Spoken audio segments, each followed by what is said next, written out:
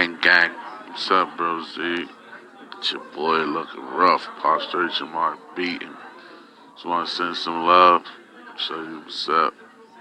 What's going on, man? Can't wait to eat ass, man.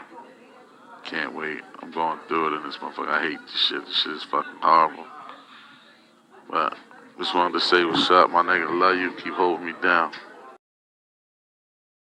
I mean, get your feedback on the topics you're in. Let's know how y'all feel about what's going on. You know what I'm saying? Because truthfully, a lot of bullshit been going on this year. You know what I mean? Starting off like, Rest in peace to those who passed already throughout this year. That's no laughing matter. Rest in peace. Word. All them. Rest in peace to the bros. Rest in peace to, you know what I'm saying? All the people that we lost recently, you know what I mean? Do a little 5-second breath of fresh air for them, man. Word. Listen, now, back to you raggedy ass hoes. Oh, shit. There's been a lot of controversy going on today, man. Today, yesterday, all week since the New Year started. Like, what's up? Can we let's talk about it? What we talking about, dude? How they still continuing this sassy ass shit about us? Like, you feel what I'm saying? It's 2026. Like, so I was watching a podcast. You know, I be on my podcast watching shit. Like, we ain't stealing, but you know, we just growing. And these dumb motherfuckers talking about it's gay for a man to have a cat. So it just says flat out gay. They said it's flat out gay. It's not emasculating. Anytime they say it's a red flag, they feel like you sus, you sass, you gay, you this, you that. You feel what I'm saying? See, understanding the circumstances, like when is this shit gonna stop? So red flag, so just for clarity, red flag pretty much mean, it don't mean one or the other. It just means just straight up sus. They looking at it like you sus. Just like all the other shit that they've been putting out there that they feel like is sus from them. And come on, like, can we move on? Like, I know you wanted to create. I remember we was having a conversation back door. You wanted to create something. So, but here's my thing. Like, you know, I'm gonna say this, and I'm gonna say this for the cheap seats. I feel as though some of this is necessary. For the cheap seats. Yes, before we drag this on and drag the offenders, I just want to say, women do reserve the right to go ahead and kind of prejudge men based on the way things are and what they gotta filter out, just the same way we do. But certain shit is ridiculous. Like, come on, cats is getting too much. Like now you sus if you got a cat is going too. I think it's going too far. I think they running out of shit. To really, like, they just creating whatever they want to create just to hold it against us. Like, you feel what I'm saying? For what? We not shut up men. We not yes men. We not none of that. Like, we do what we supposed to do. You gotta really ask the question: what clarifies and what's the definition of being sassy? Like, growing up, sassy meant a sissy boy. Yeah, you was sus. Like, you was one of them kids. Sissy shit. You know what I'm saying? Nowadays, it's like a nigga talk back to a female, a nigga voice his opinion, a nigga stand his ground is what, I mean, what, you know, a lot of men think it's theirs. Now you can't even really, like, speak up for yourself without somebody saying, like, oh, this nigga talk back, he want to argue with a female. Right. No, it's not arguing with a female. It's like, I'm not just going to let you run my whole situation. You know what I'm saying? Like, I'm going to sit there and put my 2 cents in what I got on how I feel about certain situations.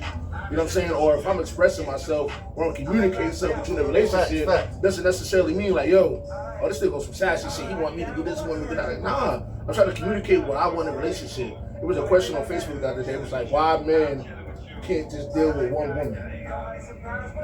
I responded was, one of the things is that it's kind of hard. I'm not going to say it's kind of hard, but you know what I mean? Like, the answer to the question is that men look for what they want in a woman. And when they can't find it, everything that they want in one woman, they tend to go out and seek they tend to seek other women. You know what I'm saying? Moneybagg got a song up like that. Yeah, you know what I'm saying? For sure. And so it's like, I got a woman right now, right? And she's okay with what it is that I do to provide for us, right? But when it comes time for me to be sitting there expressing myself or communicating something to her, I mean, like, yo, I had a long day at work, you know what I'm saying? Or, I mean, like, shit was stressful. Like, if I'm in the streets, yo, man, shit was stressful out there. I mean, niggas coming up short on packs, She don't want to hear it. So now, I got fucking Tanisha. she's sitting here, she put my head on her lap. You know what I'm saying? She playing in my beard. All that. You know what I'm saying? Like she's listening. Like she like, you know, tell me more, babe. Take the stress away. Like damn, you know what I'm saying? So now that's one of the reasons why women go out there, I mean, men go out there and search or can't tie themselves down to a woman, because now it's like women really don't make themselves accessible to men no more. You know what it is? Like they say, we look for peace. You feel what I'm saying? And if we can't get peace from a certain woman, we're gonna look for peace somewhere else. You feel what I'm saying? Like who wants the fuck to come home and keep? I gotta go at her every time. You know what I'm saying? Yeah. I come home or we get into something or this or that. Like there is no peace anymore. Like that's what it's feeling like. Like y'all don't lie. Feel free like to respond peace, to that like the too. peace is out of it. Like you know what I'm saying? And I know it feel like we jumping off topic, but it's deeper than just the if you got a cat, you sassy. If you tie your shoelaces without kneeling, you sassy. Yeah. Yo, hey, listen, that'll be some shit somebody motherfuckers listen, say. I'm talking to Wax. I was talking to Wax. Wax jumped on my joint, and he commented off of one of my posts. Pause. He was like, damn, I was at ShopRite going shopping, and the chick jumped on his page talking about, damn, why you at ShopRite shopping? Like, you ain't supposed to be doing that. But who the fuck is going to do it? Like, am I supposed to worry about a chick going shop? I live by myself. I got all my own shit. Am I supposed to have a chick go do that all for me? So if I do it myself, that make me sass? Yeah, that's crazy seeing a nigga shopping for groceries. It ain't like you was shopping like I think that's like just like a woman's what's it called? You know what I'm saying? Like you don't know if the nigga got a woman or whatever the case would be. But you know what I'm saying? Sometimes, so this is what I tell people a lot of times. You know what I'm saying? Like a lot of men think that, and this is kind of on topic too. A lot of men think that materialistic things is what gets a woman's attention or what grabs a woman. Right. Well, a lot of people don't understand, if you can lighten the load on a woman, it goes a far way. Super You know what I'm saying? Like, if she don't gotta call somebody to sit there and cut her grass or take out the trash, you know what I'm saying? Like, you ain't even gotta live with her. You just like, yo, it's Wednesday, you know what I'm saying? It's trash day. I'm gonna be over there, I'm gonna take the trash out for you. Facts. You know what I'm saying? It goes a long way. It goes a long way. You know what I'm saying? Yo, I see you, I was over there the other day, your grass seemed a little high, you know what I'm saying? I know the city giving out, it's fines and shit like that. I'm gonna come over there, I'm gonna cut it for you. Right. You know what I'm saying? Or, yo, the last time you had an oil change. Let me go ahead, what's it called? Or I'm gonna take your car today, I'm gonna take it to the shop, see, make sure everything's good. Right. That goes a long way than just some like materialistic shit. So it's like when men step in to do certain shit, it's just like, why is it that, is in certain situations it's looked at like you're not supposed to be doing this? Not supposed to be. I'll look at the whole thing like this, like just picking both y'all perspectives and balling it up and putting it into a perspective rather than just being biased. Ball it up. Yeah, I just, like a piece of paper. Yo, y'all crazy. But I'll take a shot on that. At the end of the day, The day gotta end. I'm just looking at it like, But Wax on there now. we're all entitled to personal preference, especially after several years of adulthood. You finding your way, you doing all the right things, you checking the boxes. Yeah. You know what I'm saying? But sometimes that don't be enough, bro. But It's starting not to be enough. Like it's really starting to But get to who? overwhelming to them. Like you gotta ask yourself to who and do it matter to you? You know what I'm saying? Because at the end of the day, like when we're talking about personal preference, going back to the cats, choosing cats over dogs. Like what are we doing here? People that would choose cats over dogs because of their situation. I would say like depending on it may be where they live at, it may be how they grew up. Like for me, my mom always had cats. My mom got 2 cats right now, so I don't have a problem with cats. You feel what I'm saying? So if I lived in an exclusive high rise, and if I wasn't into dogs, because I'm now just getting my first dog, like truth be told. But if I was a person that was into dogs, and I'm okay with a cat, like I told him, I would want a Bengal cat. Like I wouldn't go get a, like I said, I wouldn't go see Auntie down the street for a stray. You know what I'm saying? They cat just had kittens, and like I would really invest in a good cat. Like I like Bengal cats. I told my mom I will buy her a Bengal cat one day for her birthday. They $1,500. Like, all right, but I look at it like this. It's an exotic cat. That ain't, you know what I'm saying? Why? How the fuck that make you sus if you got an exotic cat in your house? In my religion, dogs is forbidden. You're not allowed to have a dog. No? No. You can have a cat. You can have a cat. You can have a cat, but you can't have a dog.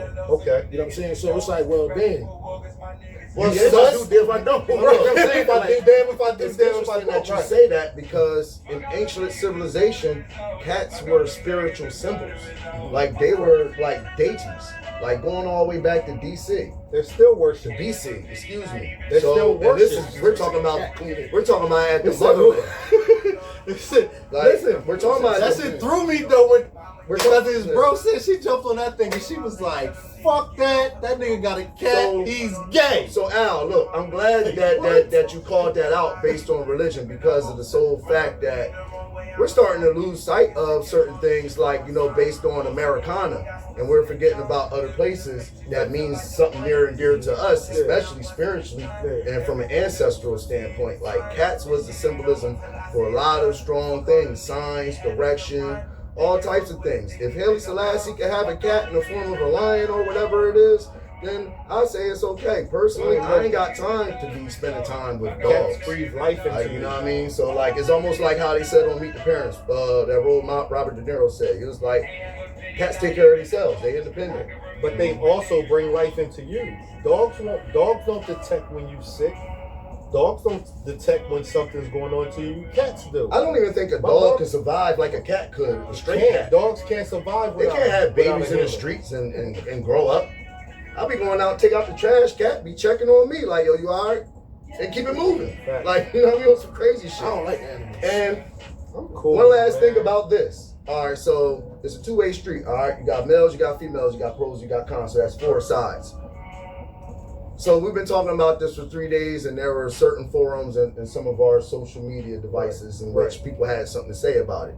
So not once did I see any male oppose having a cat. None of them. I seen it 3 other ways. I seen all males be like, oh, I got cats. Man, the third good. Is, like, the third niggas. I'm gonna tell you like this. This is what needs to go on. And there's no disrespect. And it's a bigger thing, and I know we just talking about cats, but it's a bigger thing. Because if they making cats an issue, they talk about the sass situation, but no disrespect to women and stuff like that. But men gotta stand up and just like not give a fuck what the women like. You sitting there saying like, all right, that's cool. You know what I'm saying? Like that's your opinion. Right. Man, you know what I'm saying? Because what you think, you should. The other women may be what you call like. Some women may like see a man like I'm in tune with my emotional side. You know what I'm saying? Right. Like some women may think that's something, man. That's some sassy ass shit. You know what I'm saying? Some women be like, damn, I like a nigga that's gonna in tune with his emotional side. You know what I'm saying? How you really feel. Like, you know what I mean? First of all, who is there more likely to raise you? Your mother or your father? Let's just keep shit real. Your mother's just more than likely, but it's not saying that a father doesn't raise his well. Right. My father was a knockout king, and he taught me how to suck.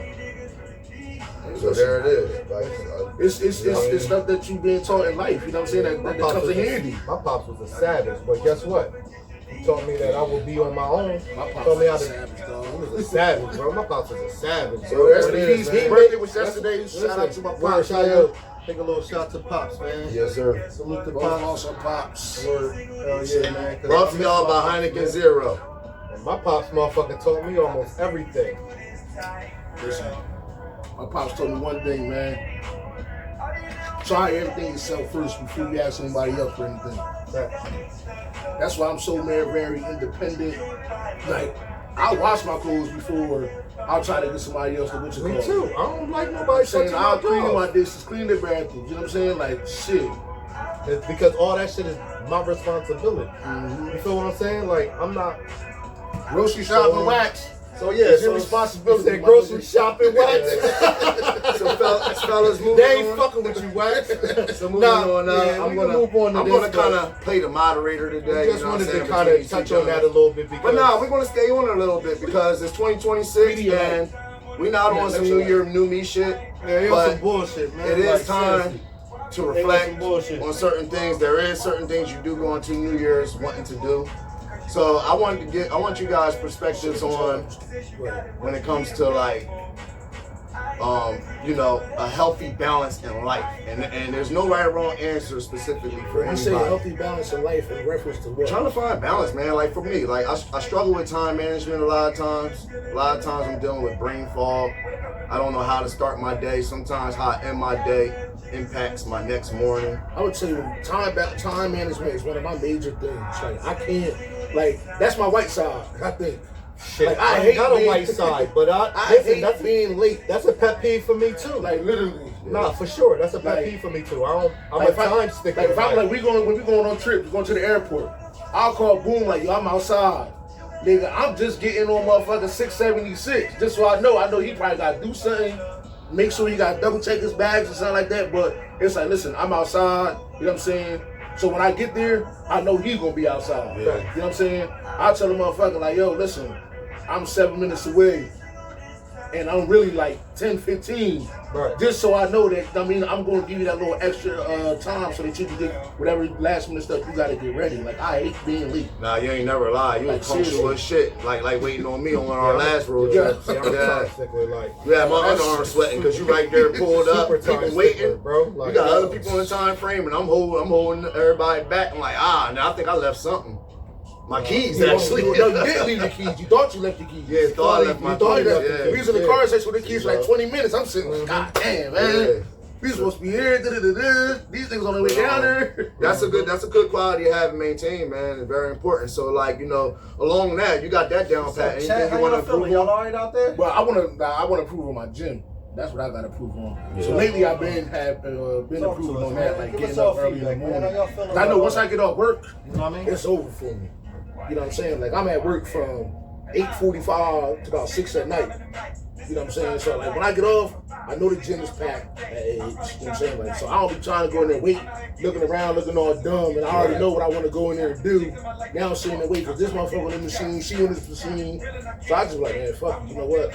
It's over. So I don't need to be wasting my time. So now that I got accumulated to getting up early in the morning, I pray in the morning, 5 o'clock, 6 o'clock right now. So now it's like, all right, I'm programming my body to like, all right, once I pray, just go to the gym. Yeah, you know what I'm saying? Yeah, and just go ahead and get it out the way. Yeah. Because if I can go to work at 4 o'clock in the morning to do the truck loads, I can go to the gym at 4 o'clock in the morning. Yeah. You know what I'm saying? Yeah. So it's like, all right, well, fuck it then. Now it's like, all right, now start getting on the grind, start doing what you gotta do. For sure. Yeah. Once I get these braces and lose the stomach, I'm acting real different. Yeah, I would. You see me? I'm listening. 2026. You see this smile? I would definitely pay for this smile. For myself, just maintaining a high level of consistency. Like, you know what I mean? If I tell myself in my mind I'm going to do something, do it, and don't let nothing be a reason why I don't do it. So that means, like, if I have a rough morning and I just gotta just thug it out and get to the car.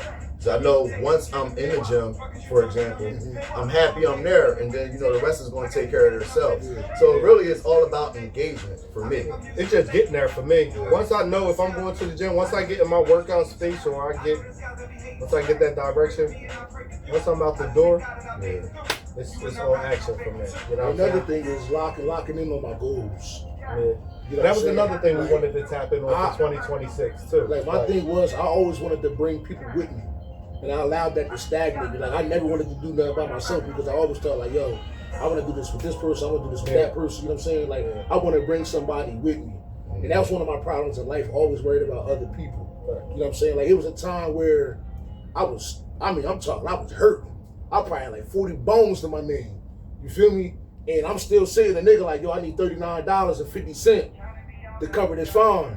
I'm from here with like, go ahead, bro, take this. You know what I'm saying? Keep the change. Now I'm sitting there trying to find a way about to go ahead and get myself back right. Get yourself back right. Yeah. Now they realize I'm like, damn, these are the same niggas that once I helped them out and they got in the situation, they got this situation right. They disappeared. I wouldn't even think like, yo, cause I already know how motherfuckers like, man, you know what? Just forget it. You know what I mean? So I got my bag, man. Listen, I start running shit up with the grip. You know what I'm saying? Like working, grinding, you know what I'm saying? Finding different hustles, buying motherfucking 4-wheelers, selling them shits as soon as I buy them shits, you know what I'm saying? Cars or whatever, you know what I mean? Yo, motherfucker be help putting cabinets together, whatever it was, beds together, you know what I'm saying? Like, yo, on Facebook, yo, listen, I got you, what's up? 75 bones, you know what I'm saying? 75 bucks, I got you. You know what I'm saying? That shit just start running up. Boom. You know what I'm saying? Now niggas are motherfucking tricks, you know what I'm saying? Family don't want for shit. You know what I'm saying? Like, I'm just sitting here, popping up at the crib, You know what I'm saying? Shoes, clothes, you know what I'm saying? Oh, y'all want to go here? Boom, bang. Yo, listen, everybody pack your bags. We going to Orlando. We going to Poconos. We going to Tim. You know what I'm saying? We out. You know what I'm saying? Right. Like, but you got to start realizing that shit, man. Like, everything ain't for everybody. You know what I'm saying? And everybody don't deserve to come with you. Bro. They don't. And that's male or female. Everybody don't deserve to come with you. And then that comes silent a lot of times. Like, it's not being vocal. It's just really just being in the action business. Like, certain things is just going to get moved past you. You know what I'm saying? When you carry it on. Yeah, everybody can't go. Like Benny Butcher said. And some of it has to be silent. Like in terms like, you might have to goof a couple phone calls. They don't I feel like they don't appreciate it. You feel what I'm saying? Like I think they when you outside and you in the mix, you know what I'm saying? You gotta kind of delegate who you show certain that much attention to for them to appreciate it. You know what I'm saying? Because everybody don't have that level of gratitude for how we become. And it don't necessarily have to be a bad look. It's probably, but it don't have to be sky's the limit type situation either. But the shit that we have to offer, a lot of people don't appreciate it. You know what I'm saying? So that's why it tends to get condensed. You know what I mean? Free my man Reek, you know what I'm saying? Till we went down, you said, listen, man, the next person doesn't turn the doorknob for you. Nah, they can't. You know what I'm saying? Like that. To open your door. Yeah. I said, damn. No, that's real. That was some vicious shit, you know what I'm saying? That's real. But then another thing, when I was locked up, that I used to always listen, and it's crazy, T.I. said it. He may not have been the original quoter, but he said, listen, if you fail to plan, you plan to fail. You know what I'm saying? A lot of people don't really understand what that means. Like, I'm like, oh man, what do you mean? If you don't got no plan, you're going to fail. Because it ain't no direction in it. Exactly. You don't know where the fuck you're going at. Yeah, you know what I'm just saying? Moving. So whether or not your plan that you makes you fail, you still have a plan. You know what I'm saying? So that you can navigate through whatever it is. Like you got a direction to go to. Facts. You know what I'm saying? And a lot of people don't be understanding. They just sitting there trying to wing shit. Like, nah, you can't. Now we're in a day and age like that's just not gonna work. Winging at all. Gonna work. You know what I'm saying? That's why we ain't even winging this. Like, you know when you want to know what's crazy? This is my theory because I never did any time or anything like that. I always thought you had a better chance at catching a felony early, like 19, 20, 21 than you did by the time you was 30. It depends on your lifestyle. So I caught my first bid. I caught my first charge at 18. I caught a shooting case. You know what I'm saying? Everybody that was out there told him. Even the nigga that took me to the fight told him. He said, yo, I know the shooter personally. That's crazy, bro. He even brought other people up that didn't have nothing to do with it. Crazy. I said, I'm looking at my paperwork like, yo, this is crazy. Like, damn. Disbelief. Like, and I'm young at the time, like, so I ended up telling on myself, you know what I'm saying? Like, I'll get a strap up, whatever. Like, thinking, like, you know, it's gonna give me some leniency. Yeah, right. You know what I'm saying? Then 6 months later, I catch another beef. Me and my man, you know what I'm saying? We going to the store, cops come out the bushes. Yo, Mr. So-and-so, Mr. So-and-so, we were looking for you. I'm like, man, hell no. We ain't looking for us. We just got out here. We literally just got out there, watched the movie Friday, smoked the blunt, going to the store to get a mile. So we sitting there, we talking to my man. I'm like, man, I'm about to boogie. I got the strap on me, you feel me? I'm about to boogie. He like, nah, we good. I ain't do nothing. I'm saying we good. I'm like, all right, cool. You right. We ain't do nothing. And all I seen is like 8 cop cars coming. I'm like, man, hell no, dog. This nigga, they talking. He's sitting there trying to tuck what he had on him away. They don't, they search him. They don't find him. I'm cool, like, all right, they ain't searching him. All right, cool. He's gonna sit and wait. Cop that, well, all of them really knew me. Cop come up like, yo, you search Mr. So-and-so? Man, I said, I gotta get off. Yo, cop came from out of nowhere. Bro, cop came from out of nowhere. Tall ass, probably like 6'6" white boy, shaved head, tackled the shit out of him. Boom. It gets on the ground. Nigga comes from up top with his knee. Boom. Kicks me right in the back of my motherfucking head. My head bounced on the blacktop. Boom. All you hear is the cop from like 15 yards away. Jackpot. Got the strap. Dangling this shit. I'm like, damn, man, it's over. I'm already fighting the shooting case. Right. You know what I'm saying? Just in the car, like, oh yeah, fuck, you're going to jail. You got hollows. You got one in the head. You know what I'm saying? Like, da-da-da-da. I'm like, man, just get my lawyer. And I'm like, man, them niggas like, yo, listen, you getting 15. I'm like, man, 15? You know, in the state of New Jersey, drugs and guns and the same crimes are automatic 10 mandatory. Yeah. And I was already fighting the shooting charge. So I'm like, what the fuck? So let me ask you this, right? All right, go ahead, finish your story.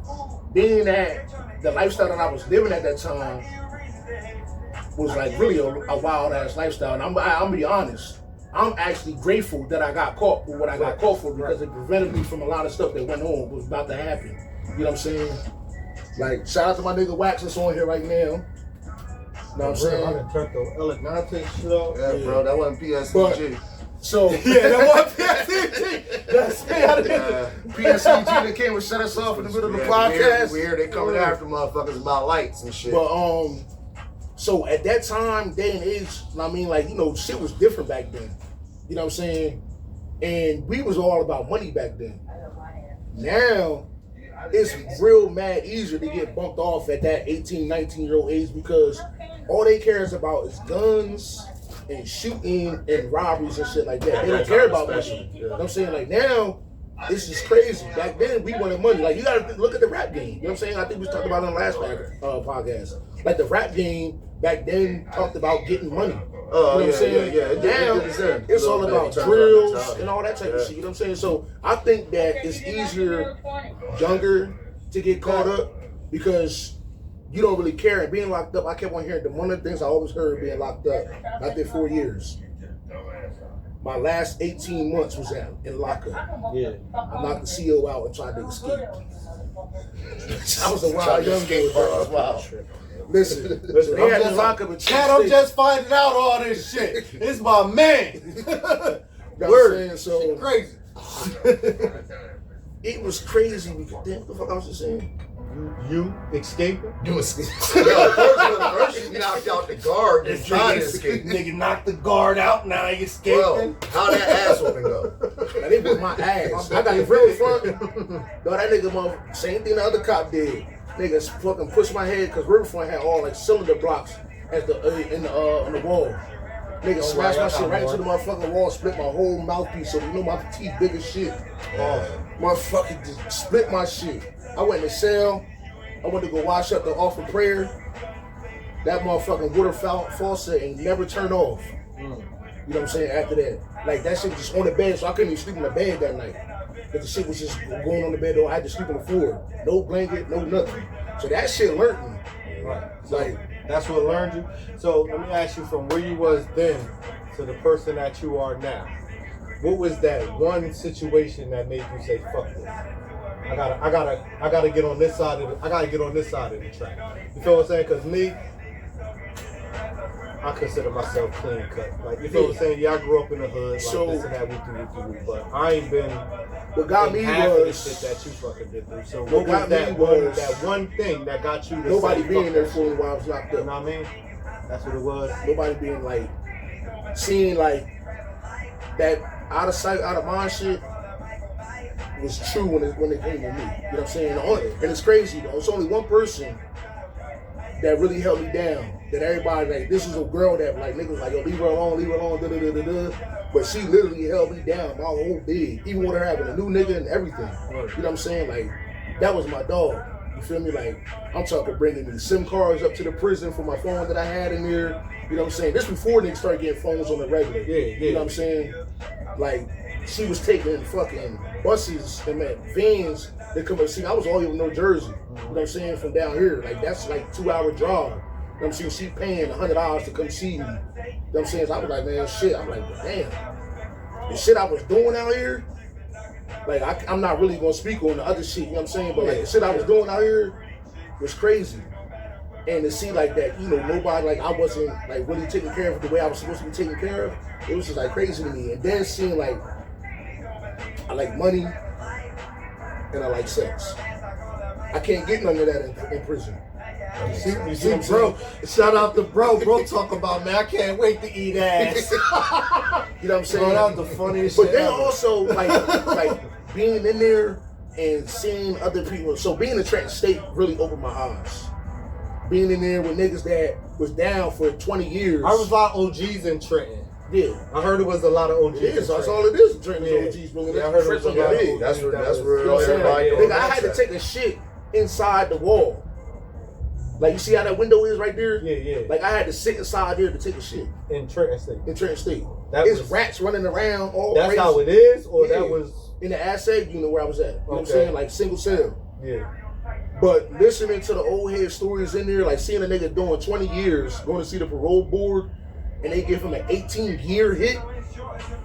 After that? After Yeah, the like, 20? Yeah, so you basically getting a whole nother bid. A whole nother bid, yeah. You know what I'm saying? Like, it's like niggas gonna like me, I got a 12-month hit, man, them niggas in trend, though, they getting snapped, 25-year hit, 10-year hit.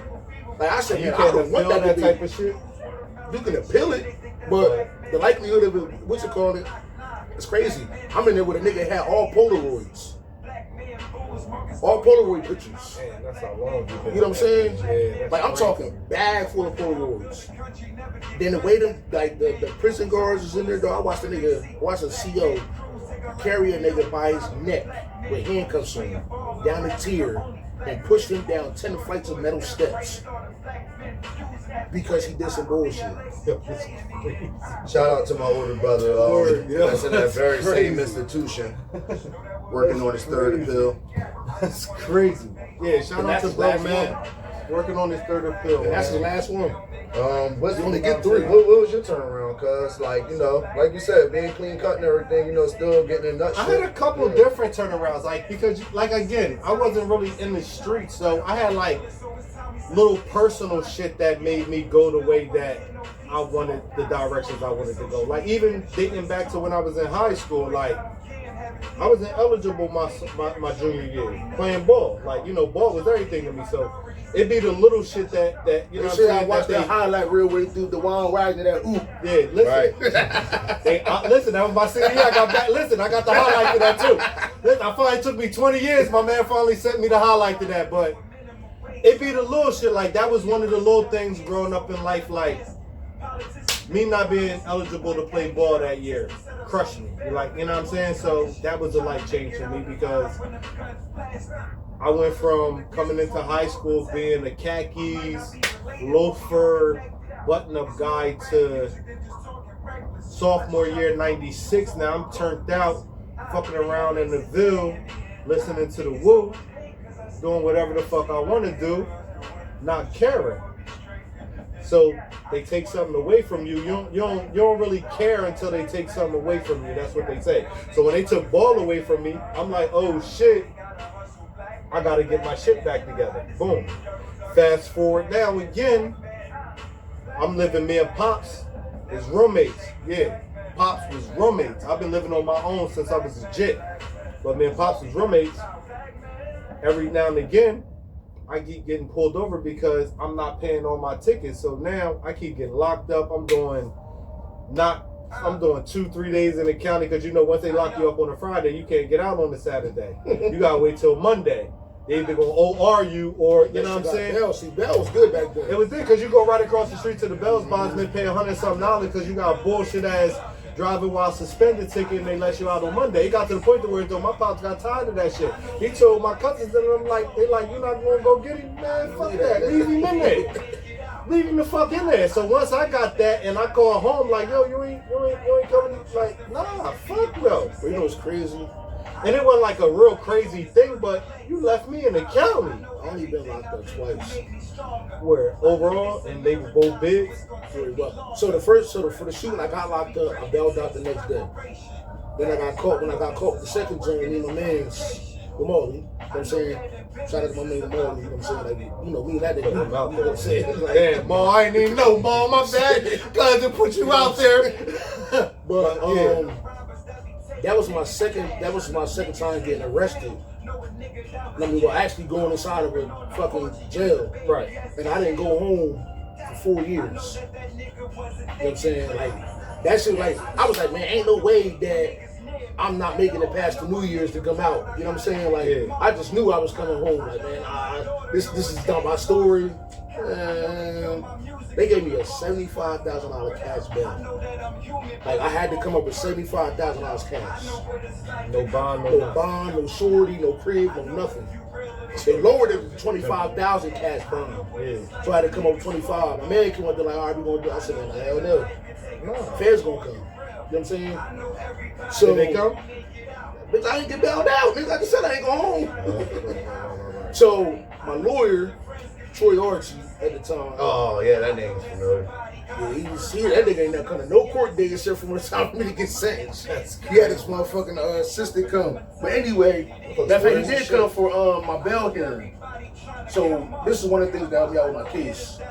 They put my young boy down that I went to the fight for because he was fighting. He was fighting a nigga that was older than me actually. Yeah. And when they was fighting, he was giving the nigga the business, you know what I'm saying? So niggas gassed the nigga like, yo, you got the knife. He had a knife on him the whole time, so he put a knife on and tried to swing on him. I was like, he's a bitch, dog.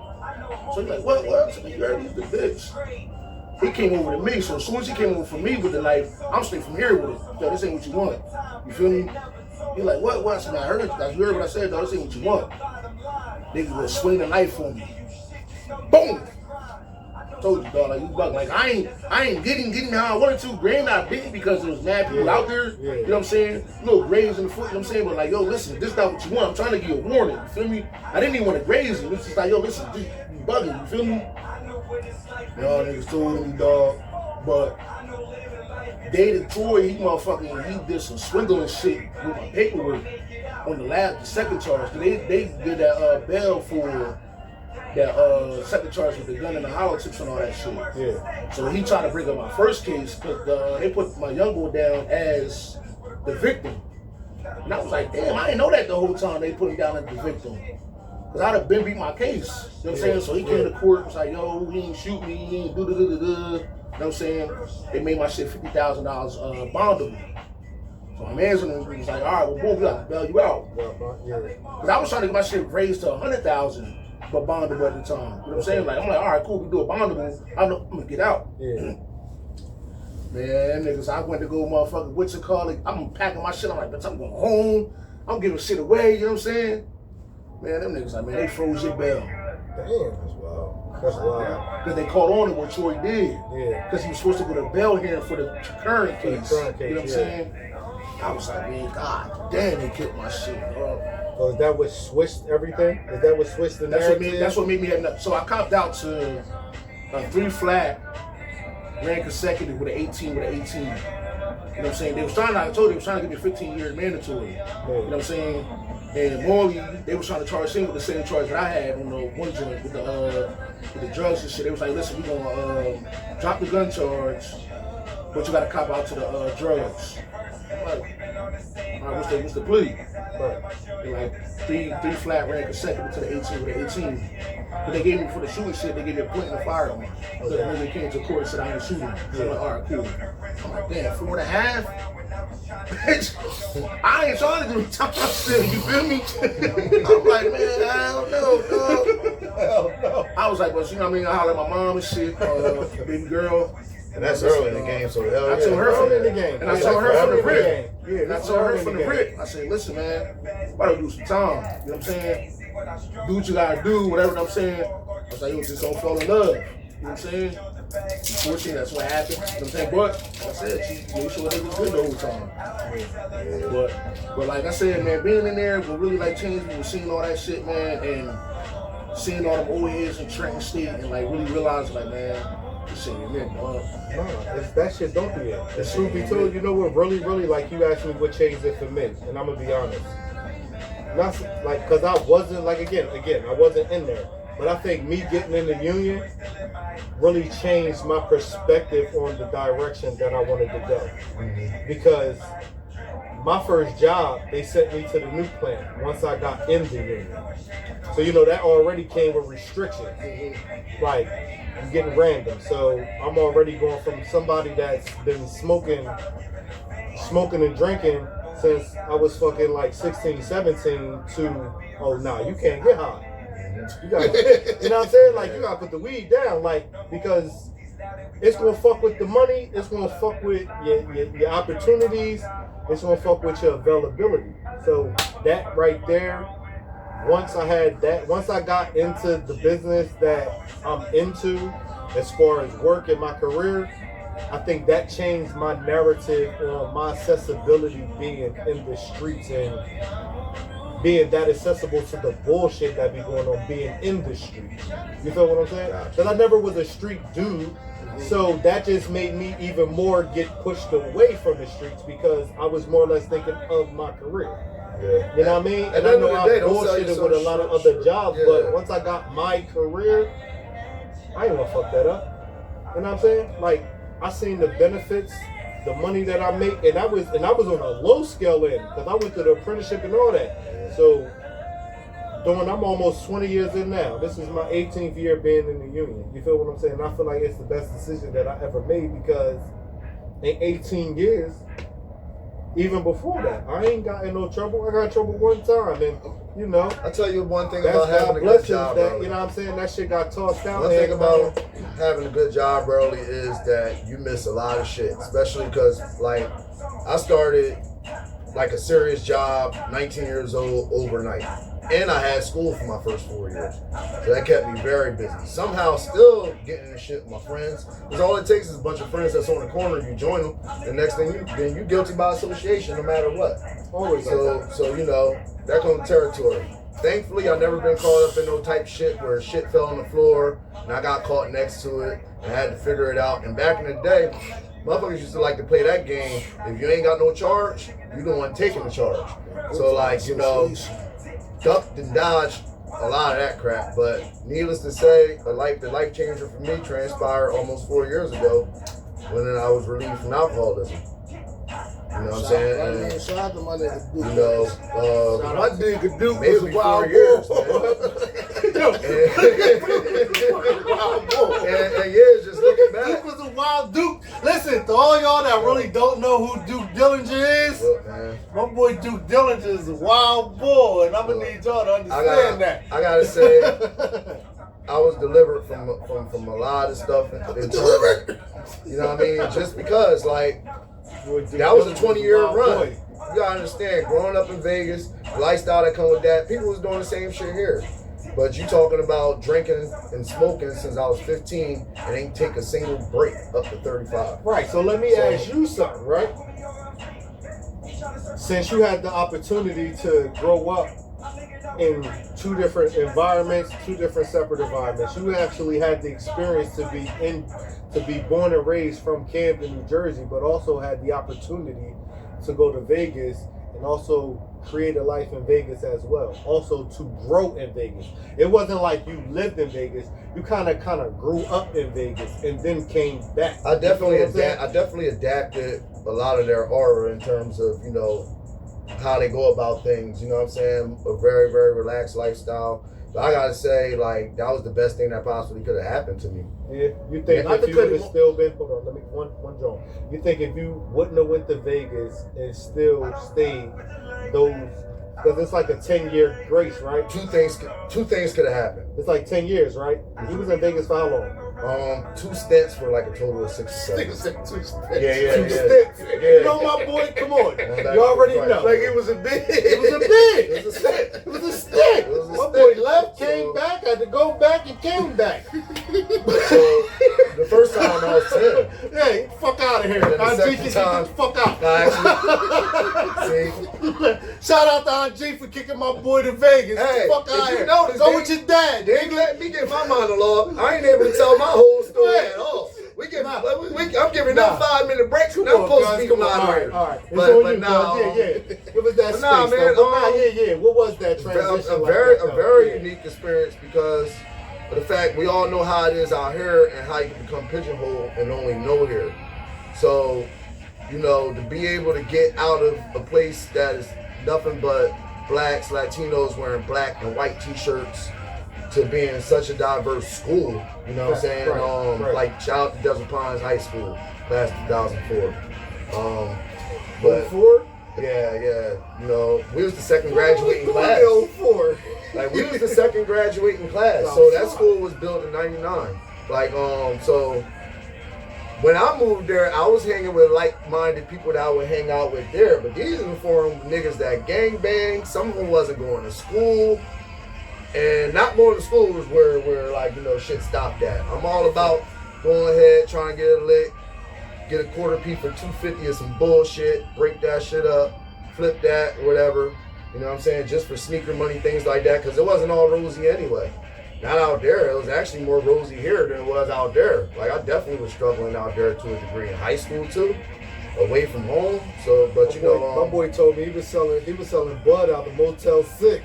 Oh no, that was afterwards. That was actually afterwards in the budget suites. What, That's out the another Motel story. 6? Out the Motel 6. Out the Motel He's 6. selling bud out the Motel 6. Now you making folklore now.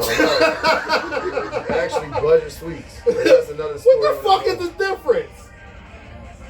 A slightly different. But pre-rolls. more on that. What's the difference between the budget and the Motel 6?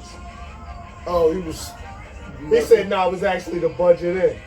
What the fuck's the Because at difference? that time, they both was like the same. But a Motel It is 6, the no, same. budget in, you more likely to make that a home than Motel 6. In Vegas? Well, Vegas. we talking Vegas, so Yeah. it might be a little different. Because the Motel 6 out Yeah, here, we're talking about We ain't doing that. We're talking about good old 200 a week. You know what I mean? yeah, Back in Motel those 6 out days. here is about 50. But you know, that's another You story. might get the budget for 60.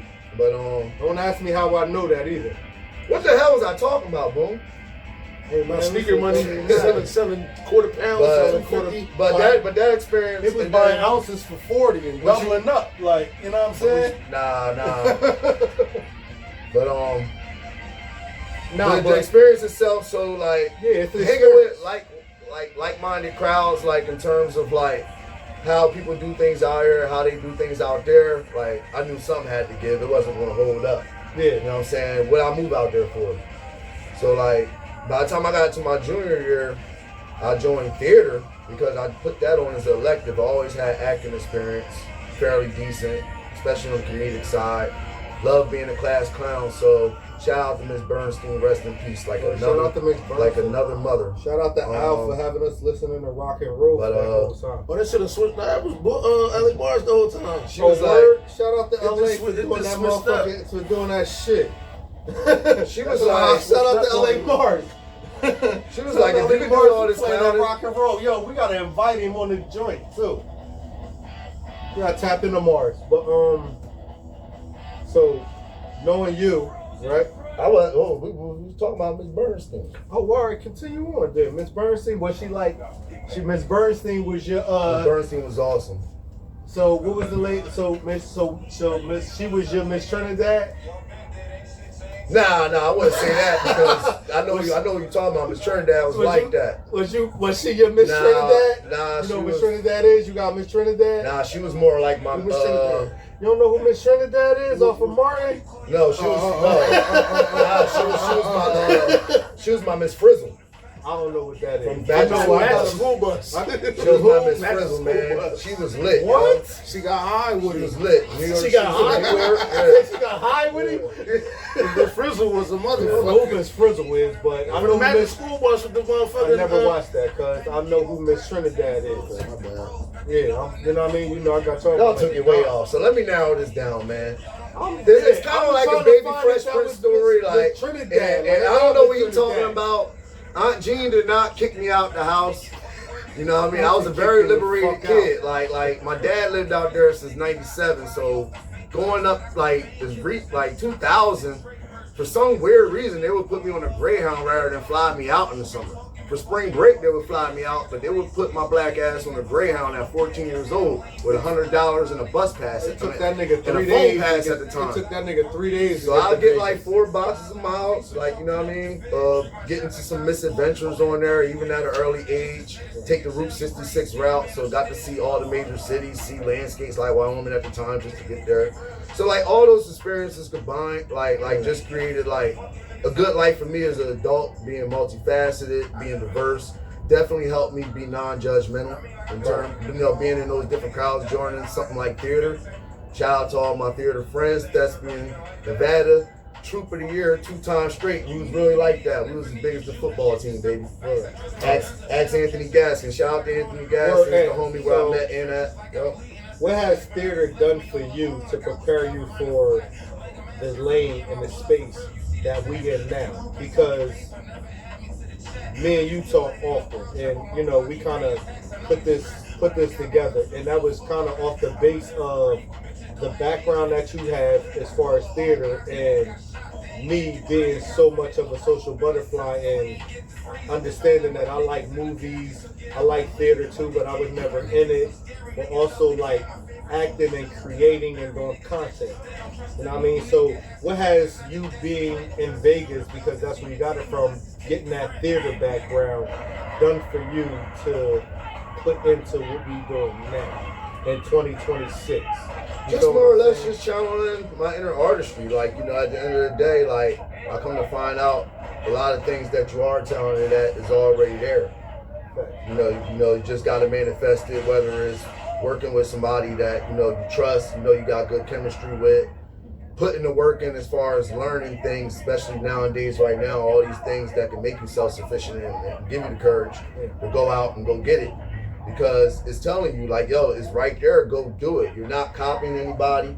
Like, you know what I mean? All it is just like, the only people that's probably going to get the least bit offended are the professionally, classically trained folks, you know what I mean? The ones who did it all the way. And, it's hard to catch breaks out there in all forms, whether it's in film or on stage. So, you definitely respect the art, you know what I'm saying? Respect the people who have took time out, to learn it the right way, because it is levels to this shit. From contrasting monologues to, pantomimes, like all types of tricks to the trade to help you shape your craft. Just, reading what part of the stage that you're on. Okay. How the lighting affects, things like that. The way you exit, not breaking the fourth wall. Mm-hmm. Like, those type of things, man, I wouldn't have found anywhere else. Like, because I wouldn't have the courage to do that out here. Picture me in Camden High in theater. You know what I mean? Being afraid to do things like that going back in 2001, 2002. Because of what people might say about it, right? Because going back to this cat shit. Yeah. Because of the environment, right? Yeah. I feel due. Because a lot of people don't know. So this was going on with me a lot of times. A lot of people don't know I was originally from Camden. Originally? Yeah. Yeah, your pops. Yeah. Like, I grew, this is where I originally grew from. Yeah, I learned that. I learned that you might be, but I know. So I started at Wiggins. I don't know how the fuck I went. I don't know how. Being this from nigga saying Wiggins. No, being from Parkside. How the fuck you get the Wiggins? Being from Parkside, going to school at Wiggins. Then go to Bonsall. Oh, you was at Bonsall? Then went to Bonsall. Then went to Parkside. You was a Bonsall Bear. Yeah. So what? What is a Bonsall Bear? And how many? I want to ask. Within what span? like what span from like first to third grade or something like that? Preschool, kindergarten. Shit. As a matter of fact, I went to that fucking daycare on 8th on South 8th at the corner of Atlantic. 8th and Atlantic. Yeah. Coming down 8th in Atlantic, right there by the light when you come on, like you come on after 4, you make it right. Yeah. That's a daycare right there. You know who owned that, right? Who? You know that was Sonny, that was grandma's spot. Oh shit. Yeah, right there on the corner. You wanna know I asked you this? Because I'm one of those kids who moved around so much. The first time I went to a school 2 years straight was 6th, 7th grade. Mm-hmm. Yeah, that was family shit. Yeah, well, that was this is the that thing was, though, that so that's why I can relate to what Duke was saying. Yeah. So when I ended up moving with my mom, like, shout out to my man Marley again. I moved down there. They ain't like motherfuckers from Camden. Our generation, like, we was like real advanced growing up. Yeah, you know what I'm saying? So first, second grade, it seemed like we were always ahead, like for some reason. So I get down there. They ain't like motherfuckers from Camden. That's one of the first things that I heard. So I wore my Camden Dare shirt all the time to school. What Dare stand for? Dare. That's fucked up. I had to put him on the spot. What Dare stand for? Drugs. It ain't drugs, alcohol, no.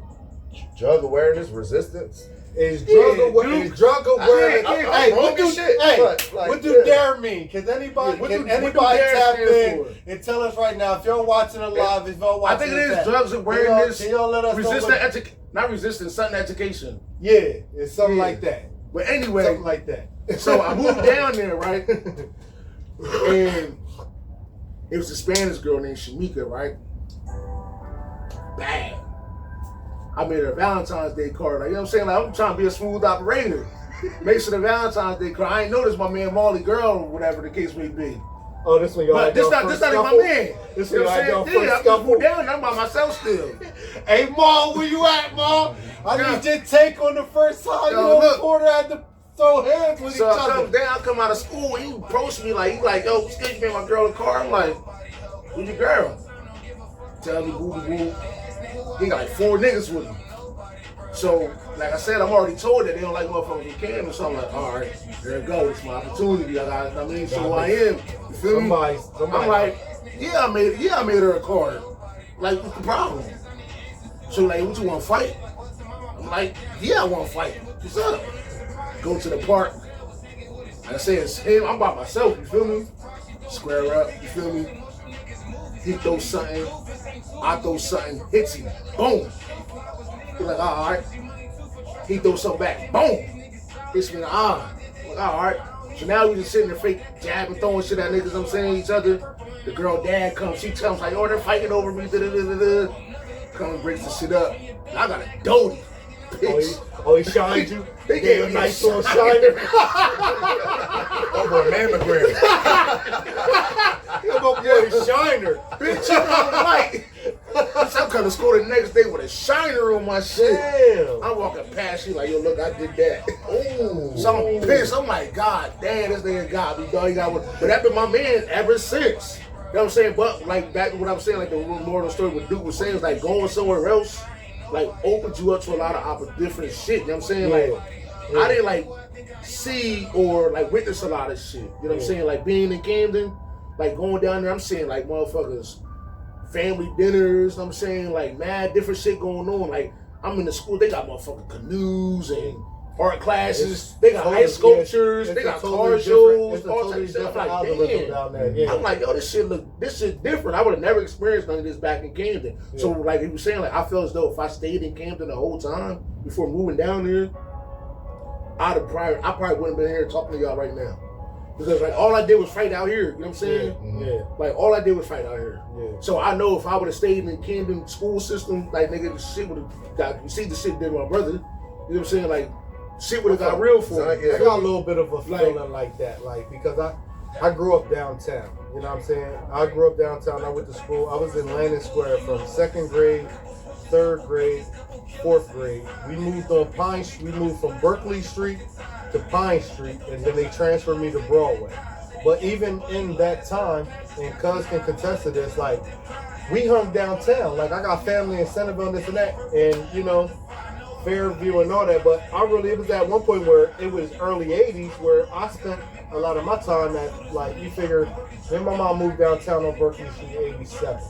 That's why I was born. That's crazy. Yeah, 89 was like line, right? 87, 88, we was on Berkeley.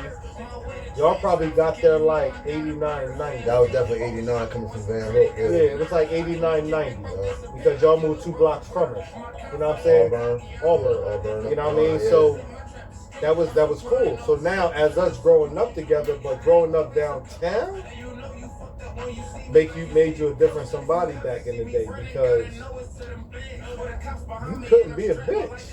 Yeah, and that was what's so funny, like, cause like when we became adults and started kicking it heavy, you was claiming Centerville. I was like, where do you get Centerville from?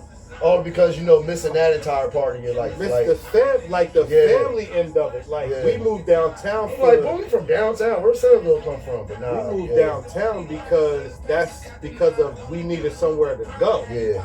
We moved from 1888 South 8th Street. I lived in Roosevelt. Like I learned how to ride a bike at Roosevelt. I remember the nigga Randolph. I don't know anybody from Centerville that remember the nigga Randolph. I live right behind the sand park. Yeah. We used to play in the sand park and throw rocks at each other. You feel what I'm saying?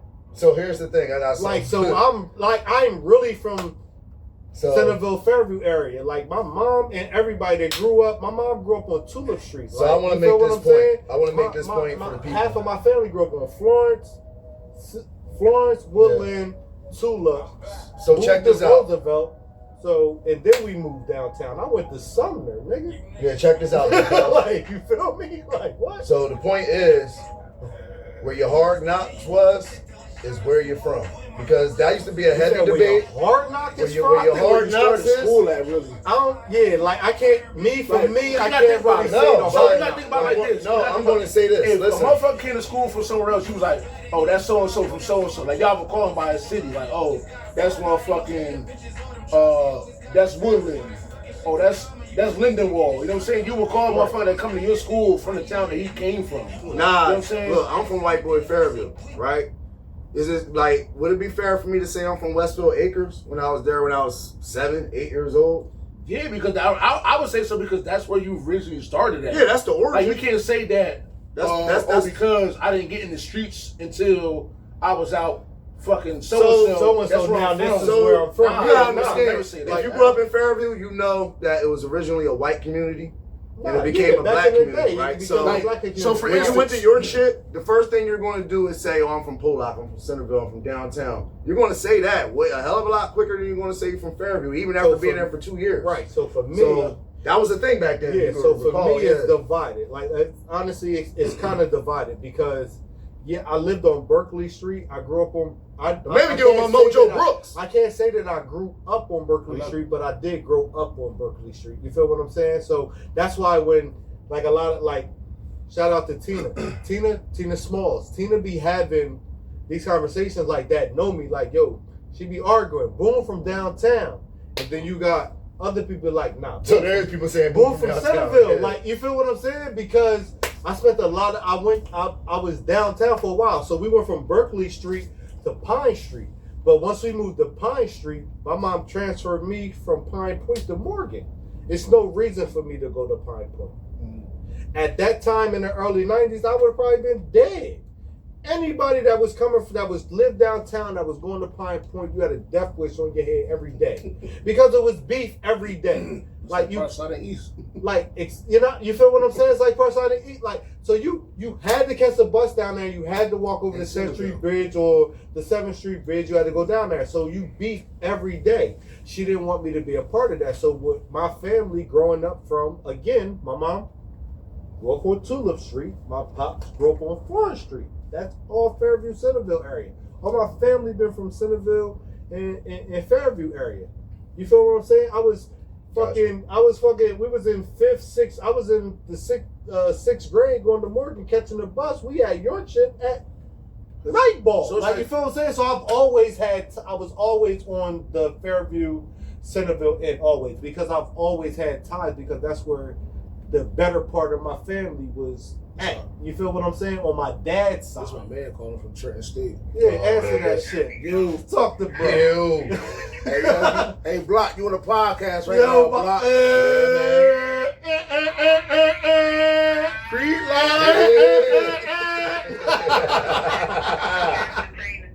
Whatever you wanted to pertain to, cuz. Oh man, talk your shit, man, bro. Let me ask you something, cuz. Let me ask you something, cuz. Like, we understand where you at right now, but what's the experience from being out and being in that you would change? Cuz, like, how on a perspective. Yeah. Your mindset.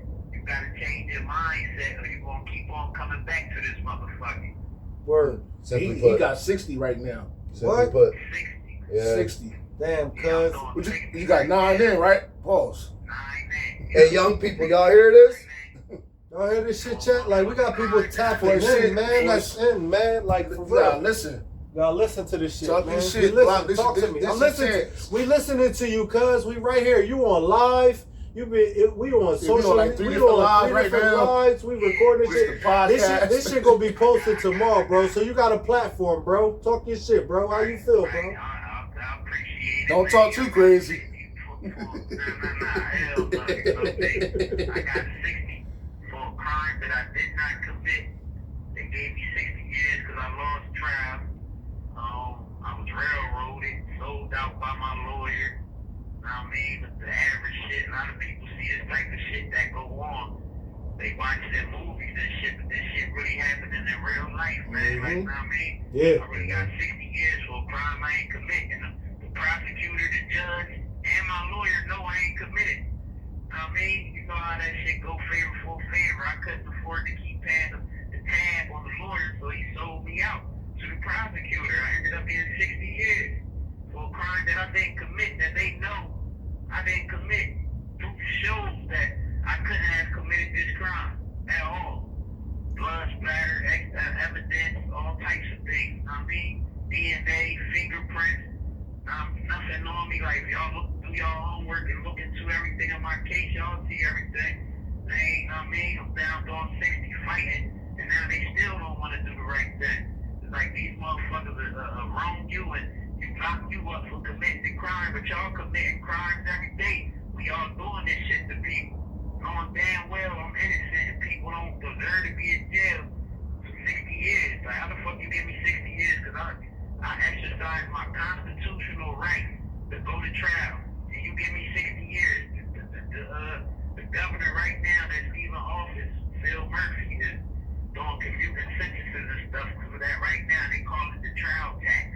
There's a lot of people that's getting relief under that, but it's like, goddamn, you gotta wait 10, 20 years. You be innocent, sitting in jail for 15, 20 years before you get some type of relief. You know what I mean? That shit be crazy, the way the system is ran. I mean, when I'm out there, I'm productive, I'm working, I'm doing things. I mean, I ain't no saint, don't get me wrong. I ain't no saint, but I don't deserve no 60 years. Every time I ever committed a crime, I do my time. I get the best deal I could get, and I go on my way. I did it. You know what I mean? I gracefully bow out. Let me get mine and get on my way. I was wrong. Right is right and wrong is wrong. That's how I was raised. You know what I mean? Yeah. 60 years for a crime I didn't commit. Y'all know I didn't commit it. And there's evidence proving that I didn't commit these crimes and they still overlook it. So let them know the evidence. That's what they don't understand. Let them know the evidence they didn't try to use against you. The evidence they try to use, they used somebody, they used one of the kids that was in the house. They made a statement and all that, and then they doubled back and basically coerced them to lie on me. They violated my constitutional right by my confrontation rights to confront. They played video evidence and all that stuff of people that didn't come to trial to testify. The judge granted warrants in my case that should have never been granted, and then told me and my lawyer, oh well, I'm not here to do that. To say if it was done the right or the wrong way. Why aren't you the referee in this? That's what you're here for. DNA evidence. Like, if you look at the crime scene photos and stuff, the blood was splattering 6 feet, 3 feet high all over the walls, shower. It looked like a massacre happened in there. Like, everybody in the house got blood and stuff on them, but they claimed that I ran in the hallway and on the floor, the whole floor covered with blood, and then ran back in the room and stepped on the bed that got white linen, white sheets, and white blankets. After I pushed the so-called ran over this bloody floor to get to the window, the only way you can get to the window is if you step on the bed. They claiming that I stepped on the bed and got to the window after I did. So where's the blood trail? Where's the print? Wow. I'm the only one in the house that didn't have no blood on them. I'm basically locked up because I wouldn't tell. That's all. I'm not here to do y'all job for y'all. That's y'all job to do that. To find out what happened. They question me, ask me, I don't know nothing. That ain't my job. Their presence ain't no crime. Just because I'm there ain't no crime. They turn around and then they do all the stuff that they did to get a conviction. All this for a conviction. They don't value our lives. They don't care right or wrong. They know they wrong. And money talking the same sense too. To fix their rights. Huh? And money talking the same sense too, because you said like all this shit started turning corners once the money wasn't coming up to the lawyer. Yeah, once the money, yep, that's from the lawyer. I didn't have. If I would have had money up and up to keep paying him, I would have had the top investigators. He ain't do no investigation into my case. He ain't hired no blood splatter experts. All these are the things that the people that got money. And it's a damn shame how semantics getting away with people's livelihoods. We talking about prisons, hospitals, rehabs. Your life is on the line, and then you might be, Even down here in the prison now, like, there's a lot of BS too that go on down here in the prison. You know, I just was in a situation where I got into an incident with two guys that's armed with knives trying to get me. And I'm sitting for myself and fight them off with a milk crate. They give me possession of a weapon and assault with a milk crate. Because you defended. Y'all get me in charge for defending myself. But you defended yourself. That's crazy. Defending myself. And then I go to court line and she find me guilty on the possession of a weapon, for a milk crate, but find me not guilty on the assault with the milk crate. So how the hell is the milk crate a weapon if I never assault? If you never assaulted somebody with it. Yeah, if you saying that I assaulted them with the milk crate, then they go hand in hand. So how can you find me guilty of possession of a weapon for a milk crate, but find me not guilty for assault with the milk crate? In order for the milk crate to be a weapon, I gotta use it to assault somebody. So how the hell this shit is all about money? And I mean, you gotta get different types of funds for people that house in different units, and all this shit is about money, bro. This shit all is scams, for real, for real. Same shit y'all punishing us for, y'all doing. Y'all don't abide by the rules, y'all don't follow the rules and regulations, nothing. But if we break the rules and regulations, we get penalized for it.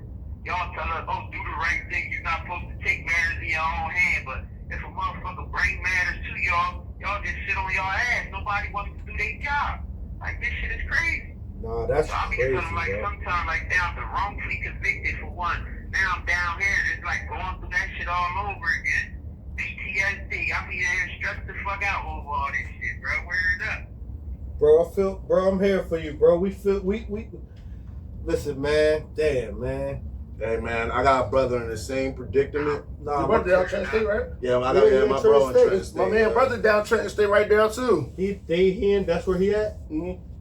Yeah, I'm down Trenton right now. Yeah. State prison. Yeah, my cousin in there, his brother is in there right now. Hey, Yeah, shit man. Wild, man. This Shit like, wild, man. Listen. Change is come, man. Y'all open up some eyes and doors for people, man. That's what we need. We try to, man. We glad you called them, bro. Yeah, like yeah, seriously, this like right on time, man. Because truth be told, bro, this is on. Mysterious ways, man. Yeah, I was bro. happy you called right back. Listen, I was like, bro. damn, the first Yo, call that's didn't go through. crazy, bro. You know, Because you. I just want to say, man, all this is out of passion, but it's definitely on the basis of community outreach for these type of things, because Camden, could definitely use a voice like this, for people like us. People, then they can keep doing. I mean, once we bring attention to things and stuff, then they gotta force change on them. And without the people, we the one that the people is the one that elect these people to be in offices and be in power and position. So without us, y'all not shit. Mm-hmm. Y'all gotta start. We gotta start. It ain't no just we gotta start, because we got some say so too. Like, we got people out there that we deal with that can go vote for certain people and get stuff done. Like, y'all want our support and our vote. Y'all gotta show us with them. Don't just talk the talk. We need y'all to stand on that shit. Show some action. Do something. For Creep sure. Life Entertainment. Yeah, for sure. Y'all run these campaigns to get in position, but y'all don't stand on the shit y'all be talking. I wrote to the mayor of Camden. I reached out to everybody I could reach out to, bro. I could prove my innocence. All I need is the right people behind me, and if I had the money to hire, this shit costs money. Everything costs money. Yeah. Somebody in my predicament that had the money wouldn't have never came to jail, because they would have been able to afford the things that they could afford to prove their innocence. Just because I didn't have the money, that's what it all comes down to. Money. Mm-hmm. If I had the money to pay for the things that I needed, the crime splatter, the blood splatter expert, the crime scene experts, and stuff like that, then I could have proven my case right then and there, and not even came into this predicament. That's all I just want a fair chance. They don't give us a fair chance because we don't got money. They look at us like, they don't value the black lights out there. Told you. Hey, Glock. Way more, We in Allegantes right now, cuz. We We in here, cuz. Listen, man. Your voice is big, Creep Life. Creep Life, bro. Your voice is being heard right now, bro. And we, what I'm saying? And it's a blessing, yeah. Man, that's what we need. This was gonna make change. Nah, for real. And it's a blessing that you called in right now, because it just so happened that we on live on 3 different platforms. Right. And we recording to put it on YouTube, because me, you know what I'm saying? We got a whole platform, bro. So this shit ain't, you ain't just talking for nothing. Please believe that. Like, right. it's gonna be out there. All my paperwork, I can send the blog and all my paperwork. I can email you all my crime scene photos for y'all to put up on y'all site. Like, this is what I be trying to do, man. Reach the people. Like, yo, that's the ones that's gonna make the change. They don't hear our voices in here. Our voices in here can only go but so far. Word. Y'all on the outside, look, the platforms that y'all got, the access, the internet access, like, that shit open doors. Yeah, all it for takes sure. for one person to see my interview or hear my voice, I want to help them. I got some money to throw behind help. No, look, I got everything I need to be on my way right back out there because somebody had faith in me and gave me a chance. You know what I mean? Yeah, for sure, for sure. For sure, absolutely, bro. Absolutely, I'm glad bro. y'all doing what y'all doing. Keep doing what y'all doing. I'm glad you called, Bro, we glad you called, bro. We glad you called, bro, because great. We was just talking listen, about the prison system. bro, we were jumping around on a lot of topics, and my man said, yo, listen, my man from inside calling me right now. What we say? First thing we said, tap him in. Tap him right in, bro. And everything like shut the down. Everything shut down for you, cuz you had the voice, you had the platform for your time, bro. And we appreciate it, man, because, you know, I might not know who you are, but this my man. And you know, you feel what I'm saying? And he fuck with you, how he fuck with you. A friend of mine is a friend of his is a friend of ours, a friend of ours is a friend of everybody. You feel what I'm saying? That's how I mean word of mouth go far. Social media, that shit can reach worldwide. Word. Everybody and anybody. Everybody got social media now. Yeah. Yeah, man, it's all about being in the action business, y'all. That's another thing that be so fucked up with it, because it's like certain things they know they wrong in all aspects and no shit couldn't have been done. Like for my case, instance, they know I couldn't have committed that crime, but yet, because I ain't want to tell. Now, if I do tell, then what? Now I'm a target in the hood. Now you're a target. Yeah. Now you can't be the person that you can't be you. Take into consideration, right? Man, I gotta watch my back when I come home because I told on somebody. This shit about to hang up, block. Kill me now. Word, Like, bro. that's the shit that they don't be taking into consideration. Like, coming from where we come from, there's a lot of things already against us. We come from nothing. This shit about to hang up, block. Yeah. If you could, I'll call back if you need me to. Shit, call back if you want to. Yeah. Shit, it's up to you. Shit, Shit. it's up to you, man. You got the platform, cuz. Listen, man. Listen, we open the floodgates for you, man. This is what it is, man. It's the Rothstein Dillinger show. So, man, look, man, we had a bunch of bullet points. We just gonna rip that shit up. Listen, man, fuck the bullet Save points, that man. shit for another time, man. We all the way live the way we do it, man. All uncut. And it's real that Cuz called them because, man, Cuz was actually trying to bring in a situation to where it's though, do we give some kudos or do we give some accolades to the Camden County, you know what I'm saying, Camden City Police Department, or what is it, Camden County or Camden City? Man, or listen, even I'm it afraid would when even somebody go says further some to that, bro. It's Shout out to like- my nigga Pop. He said the shit best. How can you take away from the OGs, the teachers, the community, Word, man. like my religion's Islam, but the priest, the pastor, whatever, imams, all them, like you can't take away from them. Like they all play a part in shit being stopped. Hang up or press 1. What's going on? Come on, dog.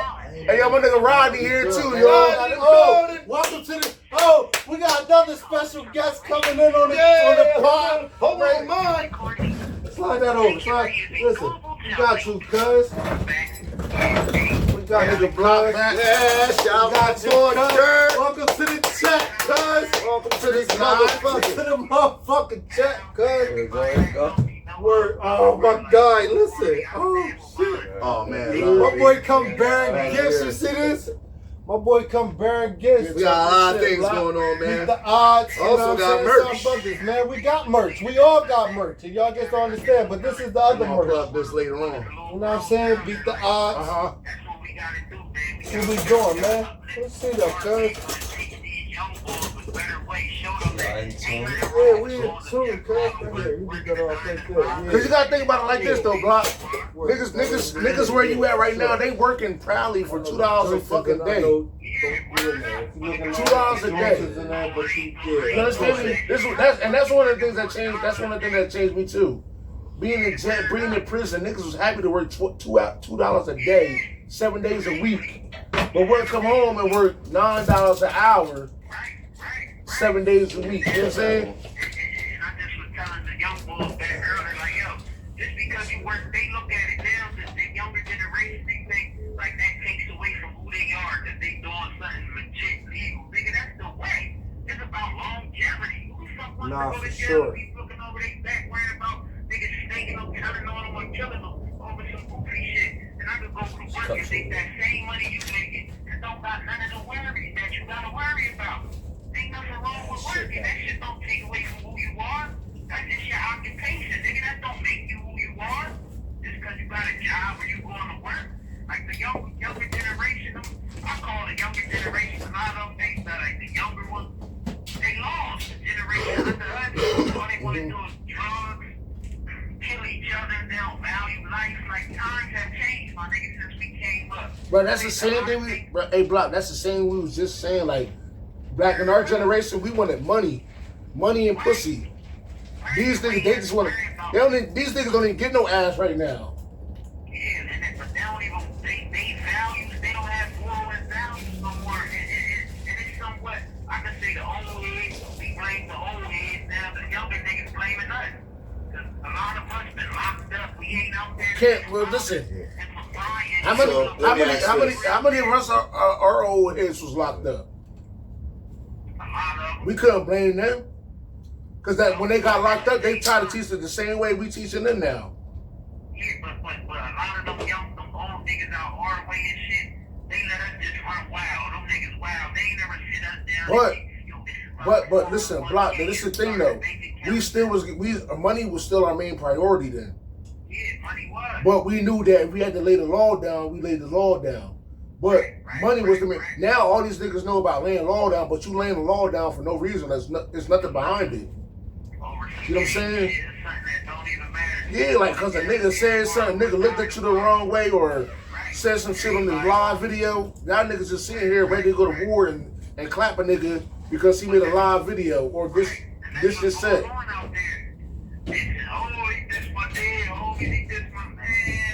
Some of these young females are the main instigators. And like he said too, like the females play a major role too in this shit. Get you murdered quicker than a dude. You know what I'm saying? Like, yeah. At the same time, you can't blame them either because it's like, look who they looking up to.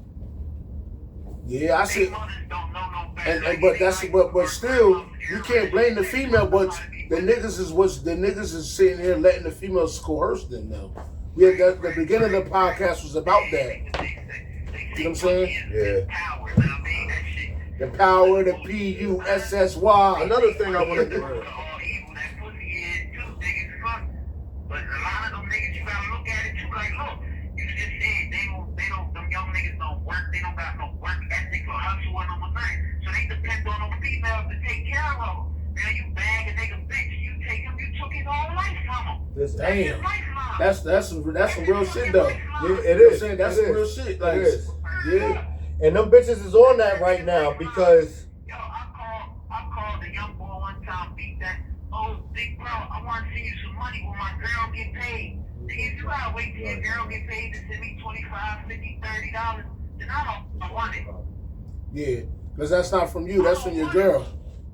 Yeah, that's your girl money. How you take it from your girl? She take care of her household, the kids, and all you worrying about is driving her car, smoking weed, and putting on the show, and stunting on, getting likes on fucking social media. Come on, my nigga, that ain't living life.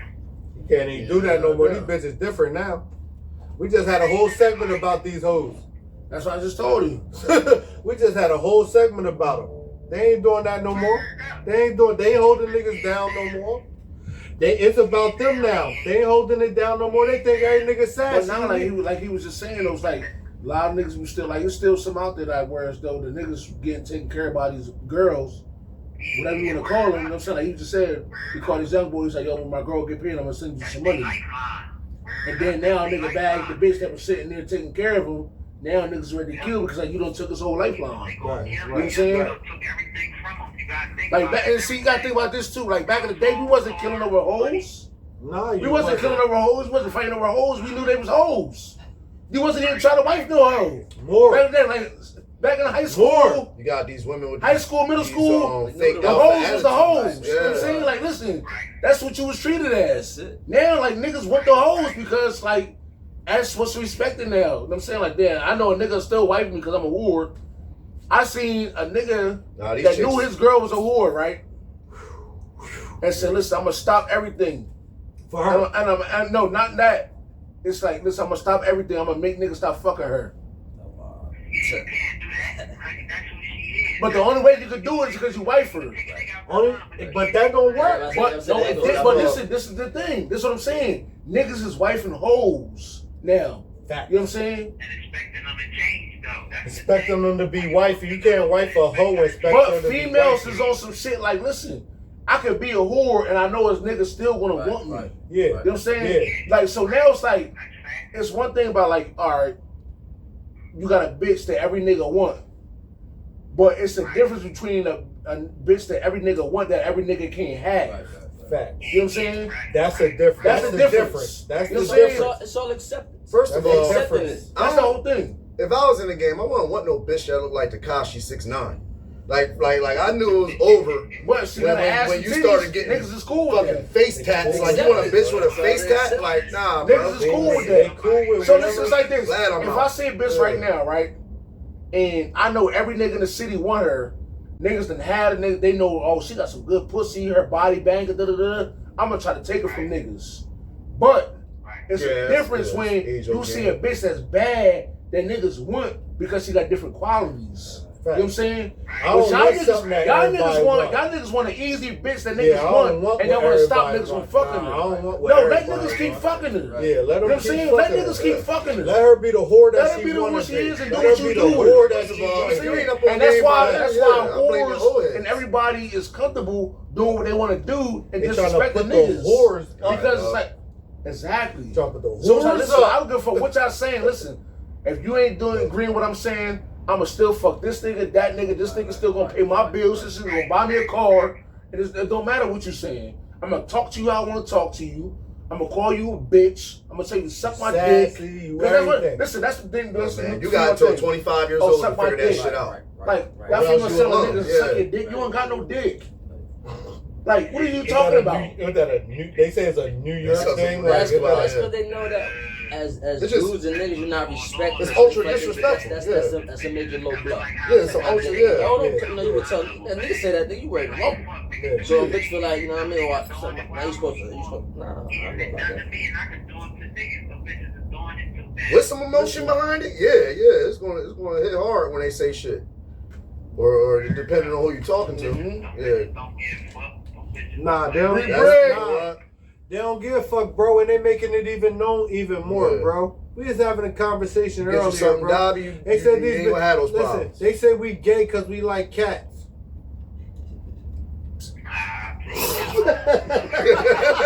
Yo, we gay because we like. It was not one person. It was not one dude that was like, yeah, that is gay. Gay because I want a Bengal cat. I'm gay because I want a Bengal cat. every dude that say something is like perplexed. Like, where that come from? I want a $1,500 cat, but I'm gay. That's the problem with society. Like, what? Should be more curious of me spending the $1,500 than me wanting a cat. Speaking of book, Big Dog, I was just elaborating. Just because he like cats. That shit, you don't know nothing about that nigga be the killer gangsters. You feel what I'm saying? Nigga, take your whole fucking family out. You trying to judge him because he like cats. Yeah, so I was just elaborating on the fact, like, yo, like, yeah, that part. I was elaborating on the fact, speaking of book guys, however, if they do look back, we get film mice every now and then. You feel what I'm saying? And if they like get past the American part of all the shit they believe in and things like that, they would look at back in Africa, they were sacred.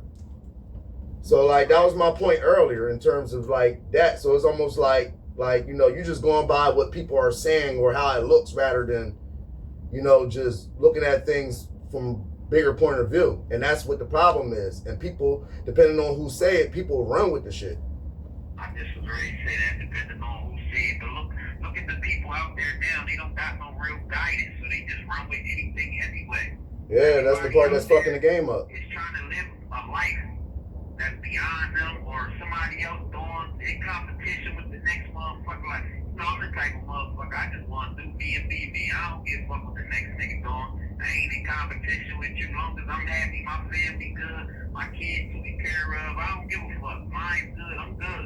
Yeah, you get older, man. Yeah. People and do shit like motherfuckers trying to live shit. Oh, this one got this and that one got that. I gotta get it too. The fuck, live your life and be you. You trying to live above your means and shit, and now you fucked up. So you got a welfare check. You gonna spend your whole check trying to get fly and keep up with the next bitch or the next nigga. Now you broke for the rest of the month. Taking up a lot of time, space. Yeah.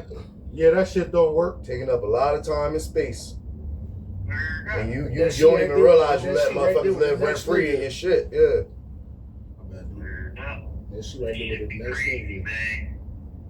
I know my nigga Block like this shit. My nigga. You know, for the people, bro. You know, I stand with mine. Then anything in between, my nigga. You know how I'm coming. Right, wrong, to anything. I'm standing for mine all the time, right? So this is gotta network, my nigga. Exactly. Gotta network, especially in today's world. Look at society today, man. Like, look, they judgmental as fuck. You gotta stick together and network. Yeah. They counted us. Look, we black. We got odds. The odds is against us, my nigga. Just being who we are and the color of our skin. The odds is automatically against us. All the time. Man, we was born with the odds against us, man. We gotta support each other and be there for each other, bro. I tell you all the time when I talk about when I come home, building something for us, my nigga. That's what it's about.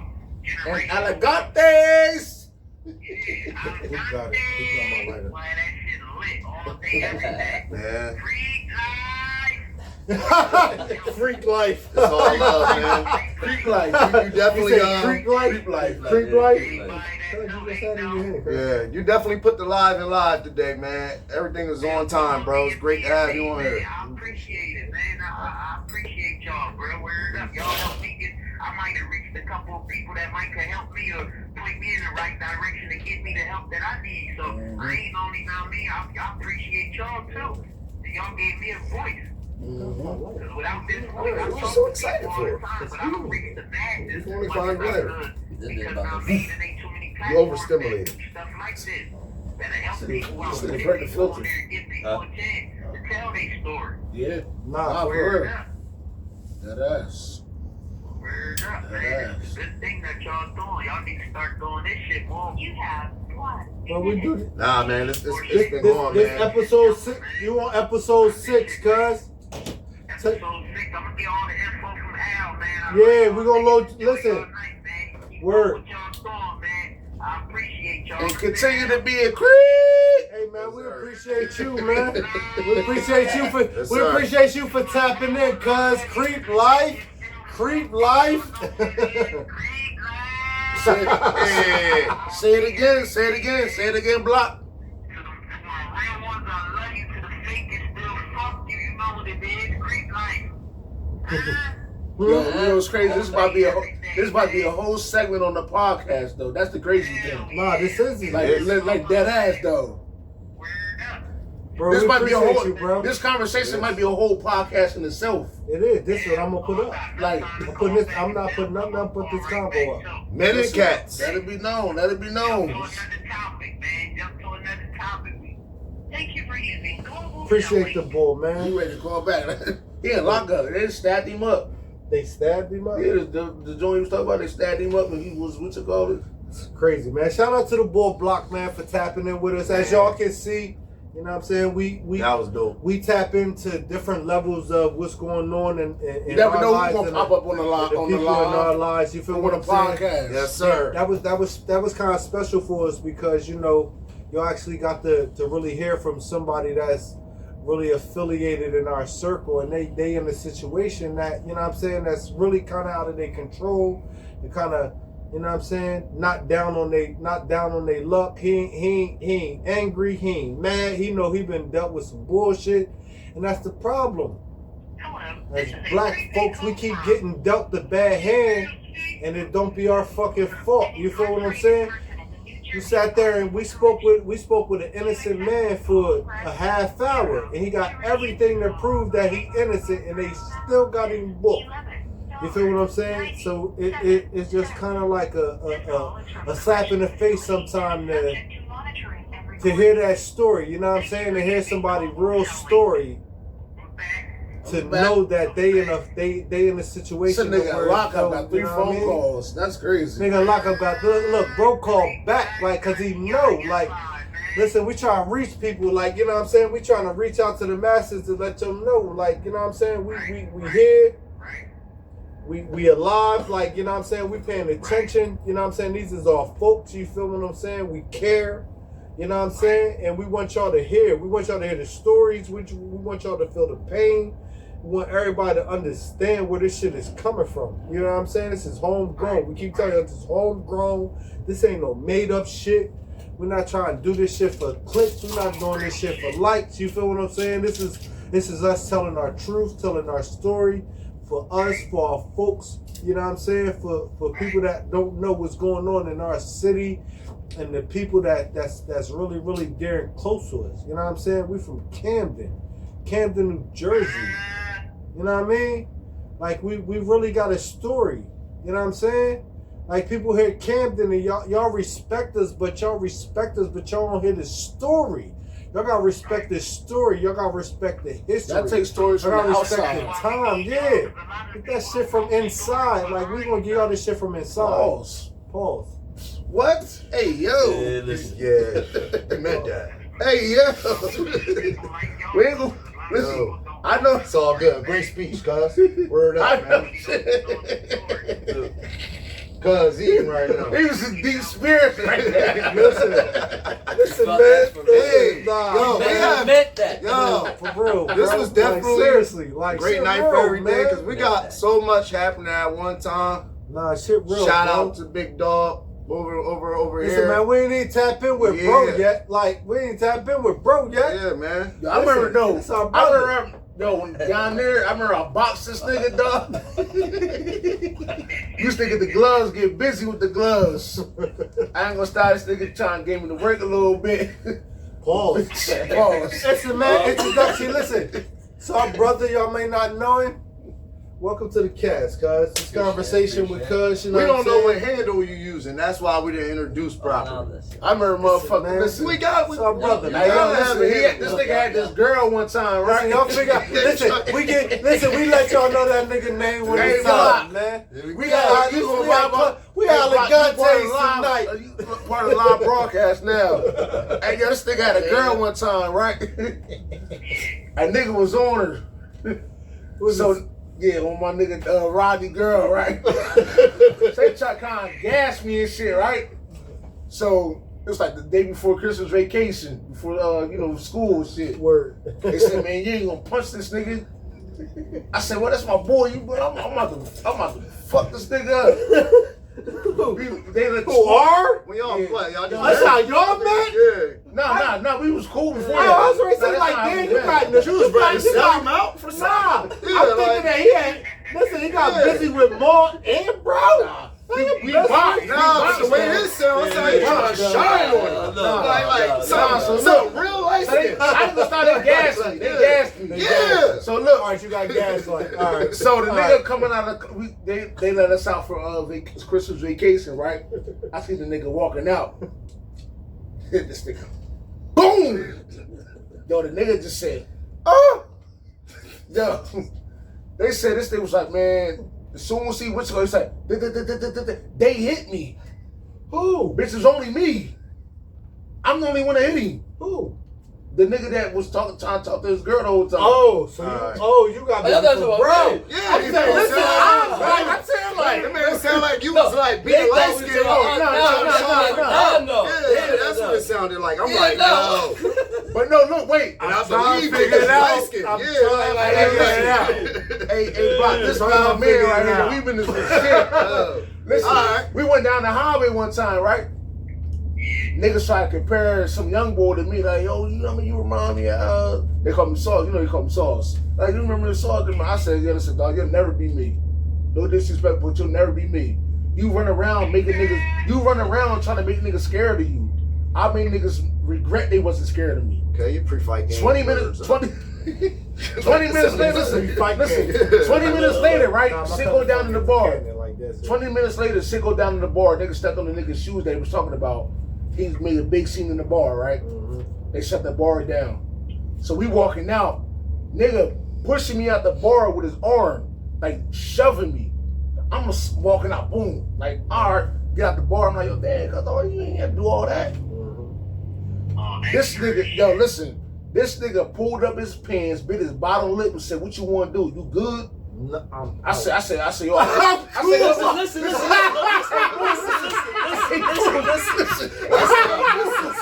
hey, listen, I'm a changed man. Look at the rings, man. I got a whole new game plan. You feel me? I said, yo, listen, I'm cool, bro. I said, listen, I don't want no issue with you. No problem. New niggas around me like, yo, Sauce, what you want me to do? You want? I said, nah. I said, yo, cool. He good. We good. His man holding him back and shit. He's still trying to get past his man. I said, listen, bro, we good. I said, I don't want no issue, bro. Man, listen, he get past his man and try to rush on me. Bro, I sent this motherfucker 2-piece down the windpipe so fast. Boom, boom. Yo, this nigga slid down the wall. Hit the wall and slid. Hit them down the wall and slid. Like you ever see like a cartoon or something, or the Bugs Bunny like joints this, when they go boom and then how they swing like this. Yeah. He fell on the wall with a curve like he was doing the S. I promise you. Nah, you ain't even gotta tell me.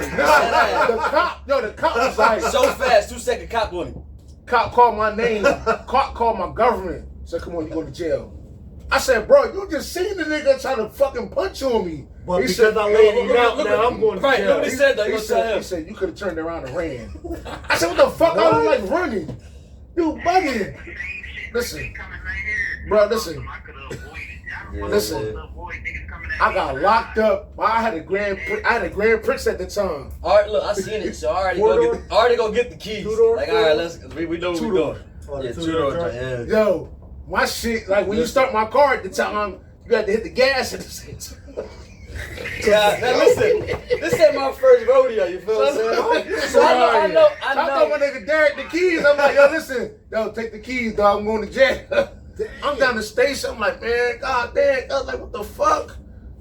Derek said, yo, I ain't know how to start your shit, but I got it started. Got it started. He said the gas and the brake and gas and the brake. All that. I got it. I got it. We here. I picked him Yo, up. no bullshit.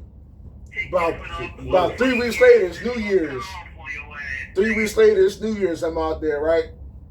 It's some young boys, and I'm saying I fuck with out there, man. I ain't gonna steal their names, but I get to the bar. I'm like, what's good with y'all? Like, yo, what's good? I'm like, man, what's good? All right. Like, man, no, this nigga talking about we can't walk past this corner.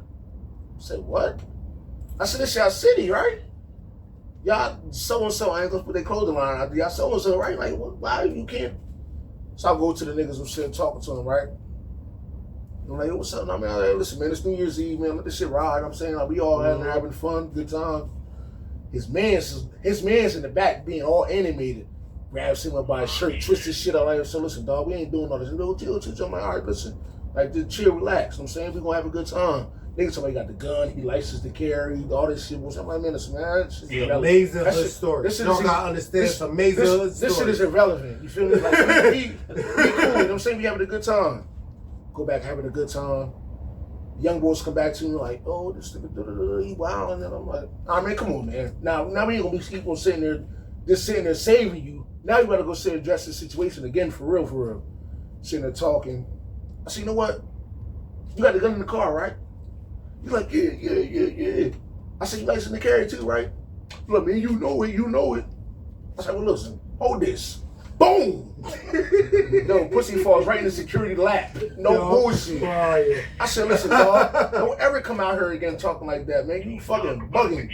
Niggas coming like, I said, listen, you talking about you got a gun in the car. Nigga, your gun is in the car. We here right now. Nigga, hold this fucking, hold this. All right, so Al, hold this two-piece. What year this happened? This was 2000. I want to say like 16, 17. All right, so since then you a changed man, right? Nah, I met you, but listen. So hold on. So there was an incident, right? You posted, right? Yeah.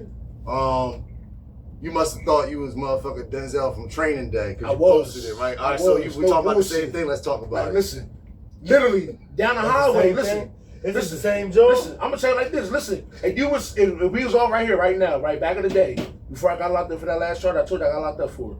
We was walking, they would sit there and literally say, "Everybody lift your shirt up and turn around to make sure you ain't had no guns." To make sure that we ain't had no pistols on us. No, I'm talking about. What's the spot? The work site. What work site? It was like at the work site. You caught somebody doing something. You was at the work site. No, he posted some one time, like, right? I'm like half asleep, yo. I just watched the nigga. This shit looked like a whole movie. I think. When I caught the nigga. Oh yeah, I beat the nigga ass at the job. Caught the nigga trying to steal out the car. Yo, listen. I ain't think I still had running in me. He trying to run, pussy. I hawked his ass down. Boom. No, I still wanna. I whooped this nigga ass, dog. So you just see it, right? I don't know who this is. I'm just looking at it. I'm like, okay.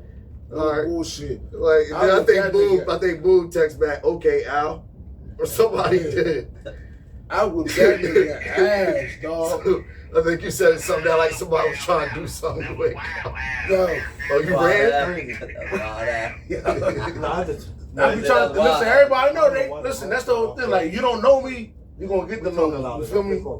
Like, but I don't like that person that I was back in the day because that wasn't like I was forced into that life. The mics went off, but I turned them back the fuck on.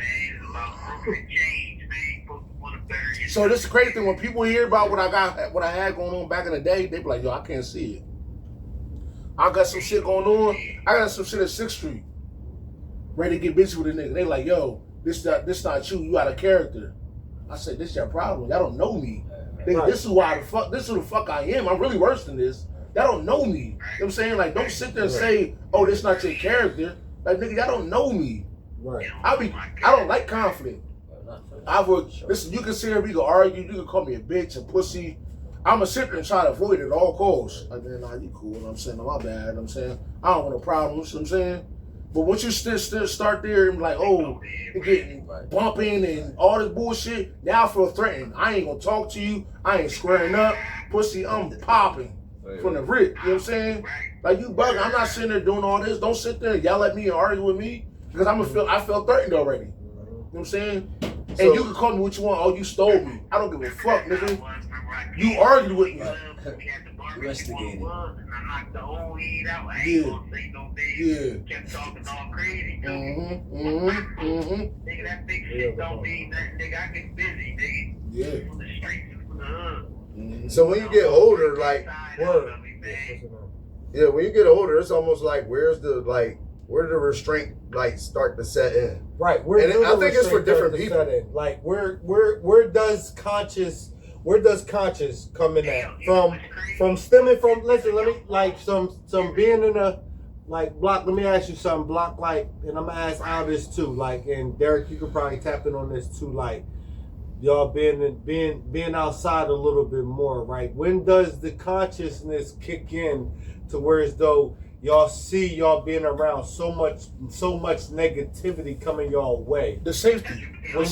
When does it switch? You feel what I'm saying? Like when you know you can like really like not necessarily get away with it, but once you know you can't get away with it, you know you can't. You gotta fall back. Yeah. You know what I'm saying? So it's like if I'm in a situation, like I said, I don't like conflict. Right. So I'm gonna avoid it at all costs. You know what I'm saying? Like, but you force my hands. Yeah. As much as we do now, we got older now, we matured a lot. We see things. I gotta stand. I said, I don't see shit for what I want it to be no more. I see it for what it is. You heard? Exactly. Yeah. When I see shit for what I wanted it to be, I thought everything was my way, supposed to go my way. I had to have it my way. If it ain't my way, I'm gonna try to make it my way. I can't afford to become make shit my way and doing all that shit no more. I done got older now. I agree with you. My version my version of it was just stop playing God. Whether that's a cliche thing to say, that's why I had to stop doing for myself to convince me. I had to stop playing God, trying to manifest these bullshit decisions on my own. Right. Because we can talk about war stories all day, but then where does the growth come from the war story? You feel what I'm saying? Yeah. You too, man. You know this shit. Nah, we appreciate you, bro. Green live, nigga. We appreciate you, bro, for tapping in, bro. You with your boy. You fuck with me. You stuck with me. I'm still doing me, being me, man. Green live. Yo, you sound like Freaky, nigga, on Jim album.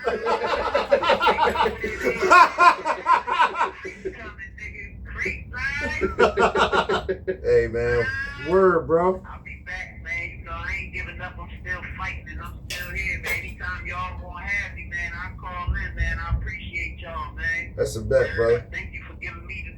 You gotta send a videogram, y'all. Send a videogram. Word, bro. We appreciate you, bro. Thanks for tapping in, man. Man. Word, So- man. Shout out to the boy Block, man. My boy Block tapped in with us. He tapped in with us for about an hour, When yo. you going live, what you see is what you gonna get. How many times you know a nigga calling on the jail call In lockup. and lock up and get 45 minutes of time? You feel what I'm saying? Yo, this late. That shit Get 40 crazy. and get 45 minutes of time and it's 10:40. Like, you feel what I'm saying?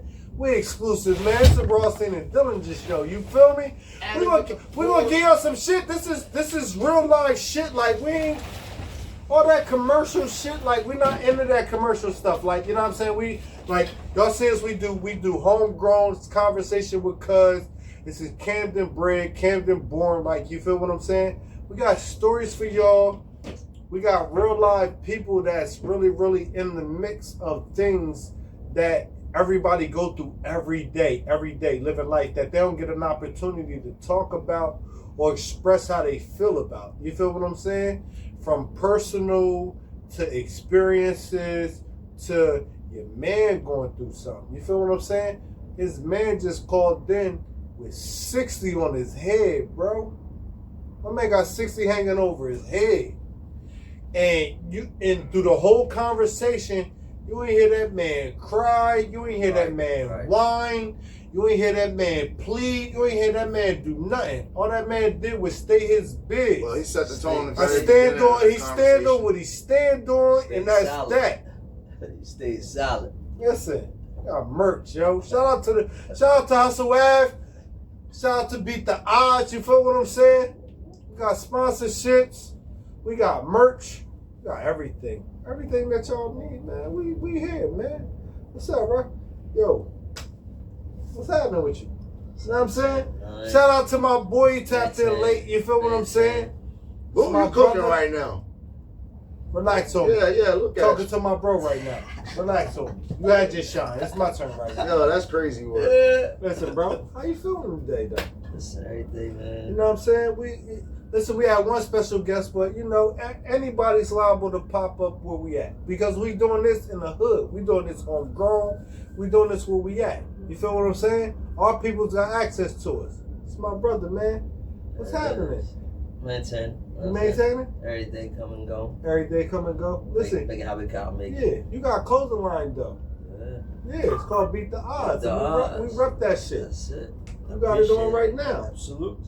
Tell the people what that about, man. Where you get that? Where did you get the mind state or the name your brand Beat the Odds? And I know it come from the where you come from, what you've been through. You know what I'm saying? The obstacles, the ups and downs, everything. You feel what I'm saying? Everything. You feel me? Beat Whatever, the Odds whatever. already speaks for itself. You feel what I'm And it's saying? been out there. It's just about how you look at perspective. You know what I'm Yeah, saying? so that shit. So where does that come from? Where did you tap in from life and everything to come up to where we at now and what you doing now? You feel what I'm saying? It started out as a little jit, probably like, you know what I mean, like mid. Right before I was a little teenager, when going through obstacles. You know what I mean, my brother, we got a little 8-year gap. You know what I'm saying? He was going through a lot, doing things, so not really having no pop like that. It was That's all I was seeing. So it was more so a lesson. You know what I'm saying? So I was determined, like, damn, I gotta beat the odds, be better than that, because statistically speaking, how they look at it, all right, we all got to follow that same path. And you got, Porter, you know what I'm saying? He did this, you know what I mean? So then, seeing how a brother like that come home, or my brother, you know what I'm saying? Everybody come home and they can change and be something different, they beat the odds because statistically, he's supposed to go back and everybody eyes. You know what I'm saying? No, the statistic is that 63% of everybody that goes to prison goes back within the first 3 years of them being incarcerated. That's a fact. That's the That's statistically. Statistically, yeah. A statistical 63% fact that they got that they're running with. Yeah, 63.3% return back to prison within 3 years of being released from prison. Okay.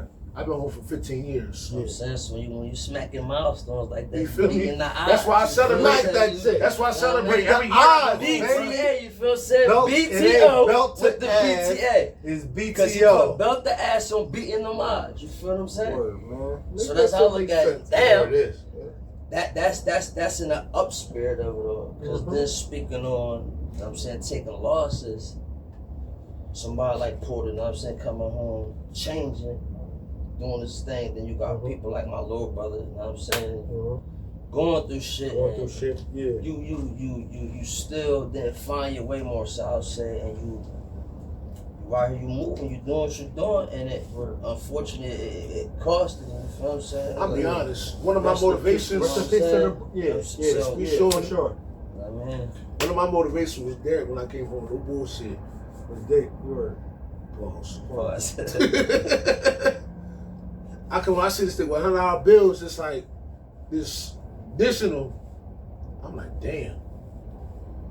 Bitch, I'm sitting here trying to hold on motherfucking dollar bills and shit when I first came home. Like, I think about it. Everybody I was fucking when I was down, everybody got grabbed by the feds. Okay. I came home, nobody was home. It was just me. Okay. You know what I'm saying? Like, me and Derek, we got a different relationship than the streets. You know what I'm saying? We got a real brotherhood, real friendship. You know what I'm saying? Like, our street involvement wasn't the same. You know what I'm saying? Right. So, that's going to always be my brother. You know what I'm saying?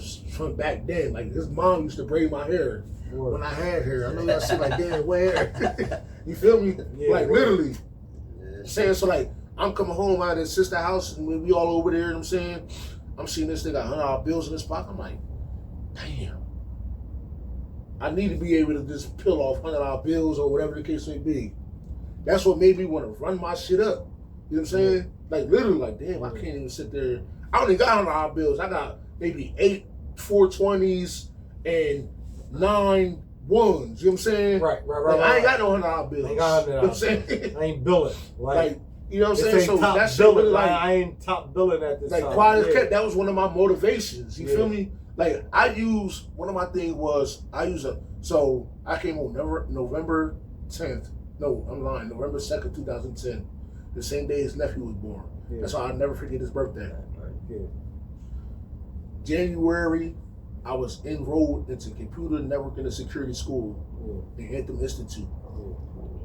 Graduated 18 months later with a 3.6 GPA. But I never went and got my ACE cert. No, I graduated, you know what I'm saying? But my son was born.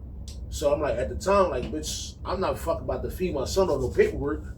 I gotta go get a job, you know what I'm saying? Go get it. Yeah, you gotta go get it. So it's like, listen, I had to start going to work. So that was one of my other motivations too. Like, damn, I gotta go to work. You know what I'm saying? Like, a lot of motherfuckers come home, they don't be knowing what the fuck to do. You know what I'm saying? They come home, I'm gonna go to the same block that got me locked up, that didn't hold me down, that ain't put no money in my books, that ain't write me, ain't do none of that shit. I'm gonna go back home and fuck with the same niggas. Like, it's not gonna work. You know what I'm saying? You're not even gonna talk to me, you're just gonna go back like nothing ever happened. Right. Like, me and my nigga, we talked. You know what I'm saying? Like, we gonna sit there, we gonna sit down, you know what I'm saying? We gonna talk like, listen, yeah, because you can't make the same mistake like, twice, bro. That's what niggas do. They continue to make the same mistakes twice because they come home, they do the bullshit, they go. And this is the thing too, you gotta understand, like, they subjected to the same thing because they don't grow off of the mistakes and the problems that we had. One thing a lot of people say is that you can't come home to the same people you was around when you got locked up. You feel like that? Nah. You feel like that? I'm still with the same people I got locked up with. That's my best friend. I don't feel like that. I ain't never you feel me? Like, nah. I've never been locked up, but I you feel gotta like be who you is. You gotta be you gotta be able to control. Like, for sure. Yeah. You gotta be I feel like you gotta be you gotta the be person listen, that bro, you are. I'm not on the same shit no more. Yeah. Is you gonna be my man or not? You know what I'm saying? For sure. Like, I don't want to do the same shit no more. You still my man, but if you don't want to be my man because I don't want to do the same shit we was doing back then, do the same shit, then we're gonna separate. You know what I'm saying? Because then I really feel like you respect don't have my wishes. You don't really have that much love. What Jadakiss said, respect my conglomerates. Yeah, respect that. That was the song. Respect my conglomerate. Exactly. Because I have a choice. You know what I mean? Mm-hmm. And everybody has a choice. And you have a choice to respect it. But if you don't respect it, then I got a choice to sit there and deal with the disrespect or remove myself. Right. And because I feel like it is disrespect because if you don't respect my respect for myself, like you feel what I'm saying? If I'm trying to, if you don't respect the respect for myself, then you don't respect me because I'm trying to do something better, and you want me to continue to be subjected to the same thing that been holding me down or holding me back from where I'm trying to get to for the next. So it comes from the principle of people, places, and things. It does. It does. That's exactly where it comes from. For sure. So being from that, the statistic and the odds that you're going to go back and do the same thing is high because you already have the influence that it got you more than you conquered it. You know what I'm saying? They're going to use that principle against you, like from the get-go, because of the percentages that they do have. You know, in my case, it was rehab. So for me to come back in the same people, place, and thing was taking a risk, you know what I'm saying? But at the same time, feeling as though, you know, I had confidence in myself that this part, I didn't want to go through the same cycle, especially like, just like if you're going to jail or prison, you're seeing like, you know, people that's going in and out. The same thing I seen, you know what I'm saying, in my institution. So, you know, just coming from there, like, you know, at least I had the support. I know it could be a little bit more difficult, especially depending on who you are, you know, in prison, you know what I'm saying, than it is like, you might have more support where I might have more support where I was at. But, you know, the circumstances can still be, you know, against the odds, you know, and once again, you know, you put yourself at risk, but yet you do what your heart says do. You know what I'm saying? I choose to come back, same job, hang out with the same friends, but, you know, set these guidelines and boundaries for myself because that's where it begins. Yeah, it begins with yourself, and it's all about accountability. I'm probably going to say the word accountability every single episode that we have to stress that, going back from what was originally talking about from menial differences and genders, you know what I'm saying, about animals, or so something more serious like this, you know, to where it all aligns to the homie calling, you know what I'm saying, man, that was love. To the homie pulling up, really, you know what I'm saying, with the theme that he has about beating the odds. All of this aligns. Something all crazy. Aligns, bro. It all aligns. And today it did align. Today it did align.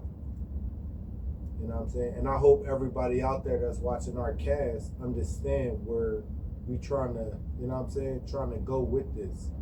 And trying to, the content that we trying to put out and allow people to understand and see, like, you know what I'm saying, what people on our side of the spectrum go through and what we got to deal with and the shit that's the adversity that we have to overcome. You feel what I'm saying?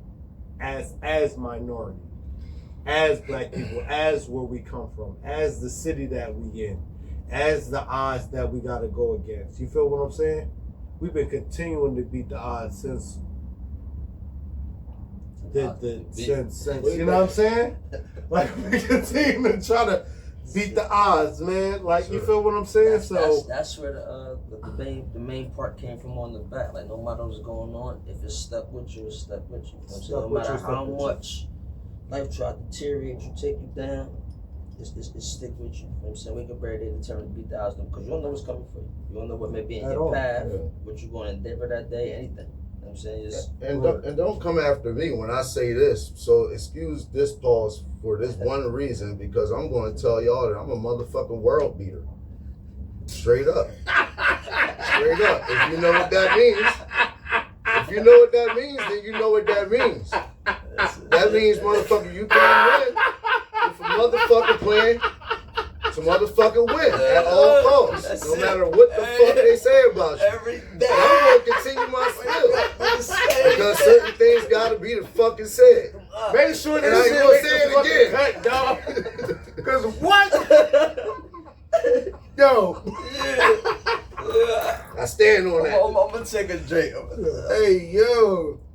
Shout out to the world beaters. Hey, yo. Let me come out just let me come out let you like shit. Hey, yo. This nigga, dog. Hey, yo. Depending on how you look at it, it's up to you. Depends, the least of depends for that shit. That pussy. See, I'm gonna I don't care what y'all say. I'm gonna say this. I'm gonna say this anyway. Let me stop my pause right now. I'm a world beater. Them boys stacking his pauses up. You know what I mean? Yo, what the fuck? Hey man, it's been real tonight, man. It's been real tonight, man. We had an amazing time. Listen, y'all understand where we trying to come at with this pause. We're trying to go with this cast. You know what I'm saying? You know what I mean? We gonna joke like this is real. Like, you feel what I'm saying? This shit ain't scripted like everybody else's shit. Like, you know what I'm saying? We ain't got props. We ain't got all that shit. Like, this is a real cast. Like, Real, coming from real authentic. people, coming from real, like, y'all might have seen the first 4 episodes. Me and Cuz might have been joking and doing, and we might have been tapping into stuff. But as y'all can see, episode 6, we got real people dealing with real life situations that's tapping in that need a voice to be heard. And this is what our cast is about. Like, you know what I'm saying? This is homegrown. We want y'all to understand and to see and to hear and to really be affiliated and to be a part of our experiences and what the individuals in our life and that's around us are experiencing. You feel what I'm saying? We all got brothers that's booked that really need a voice to be heard. I got a brother that's down. He got a brother that's We all down. the same mutual brother. Y'all just heard another brother on his side that just been down. Like, you feel what I'm saying? Free Reek still.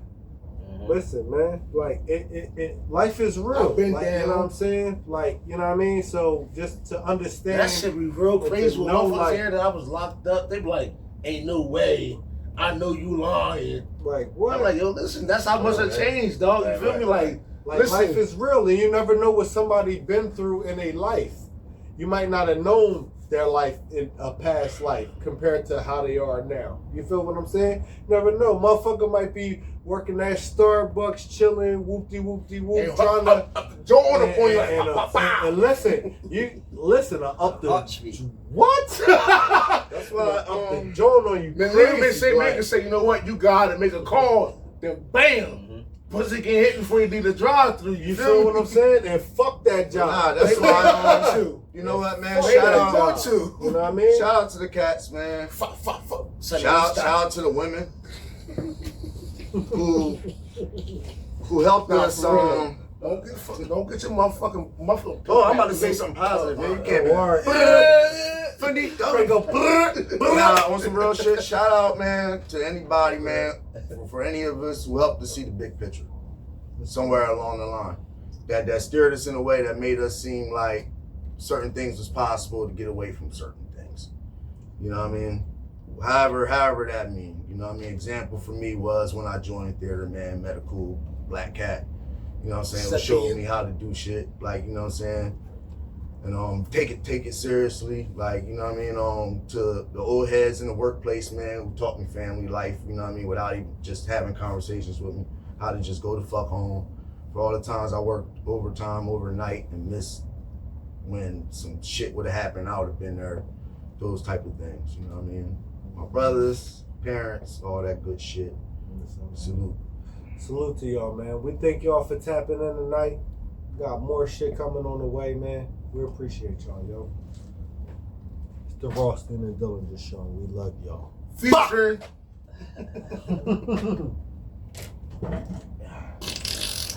Dirty ass.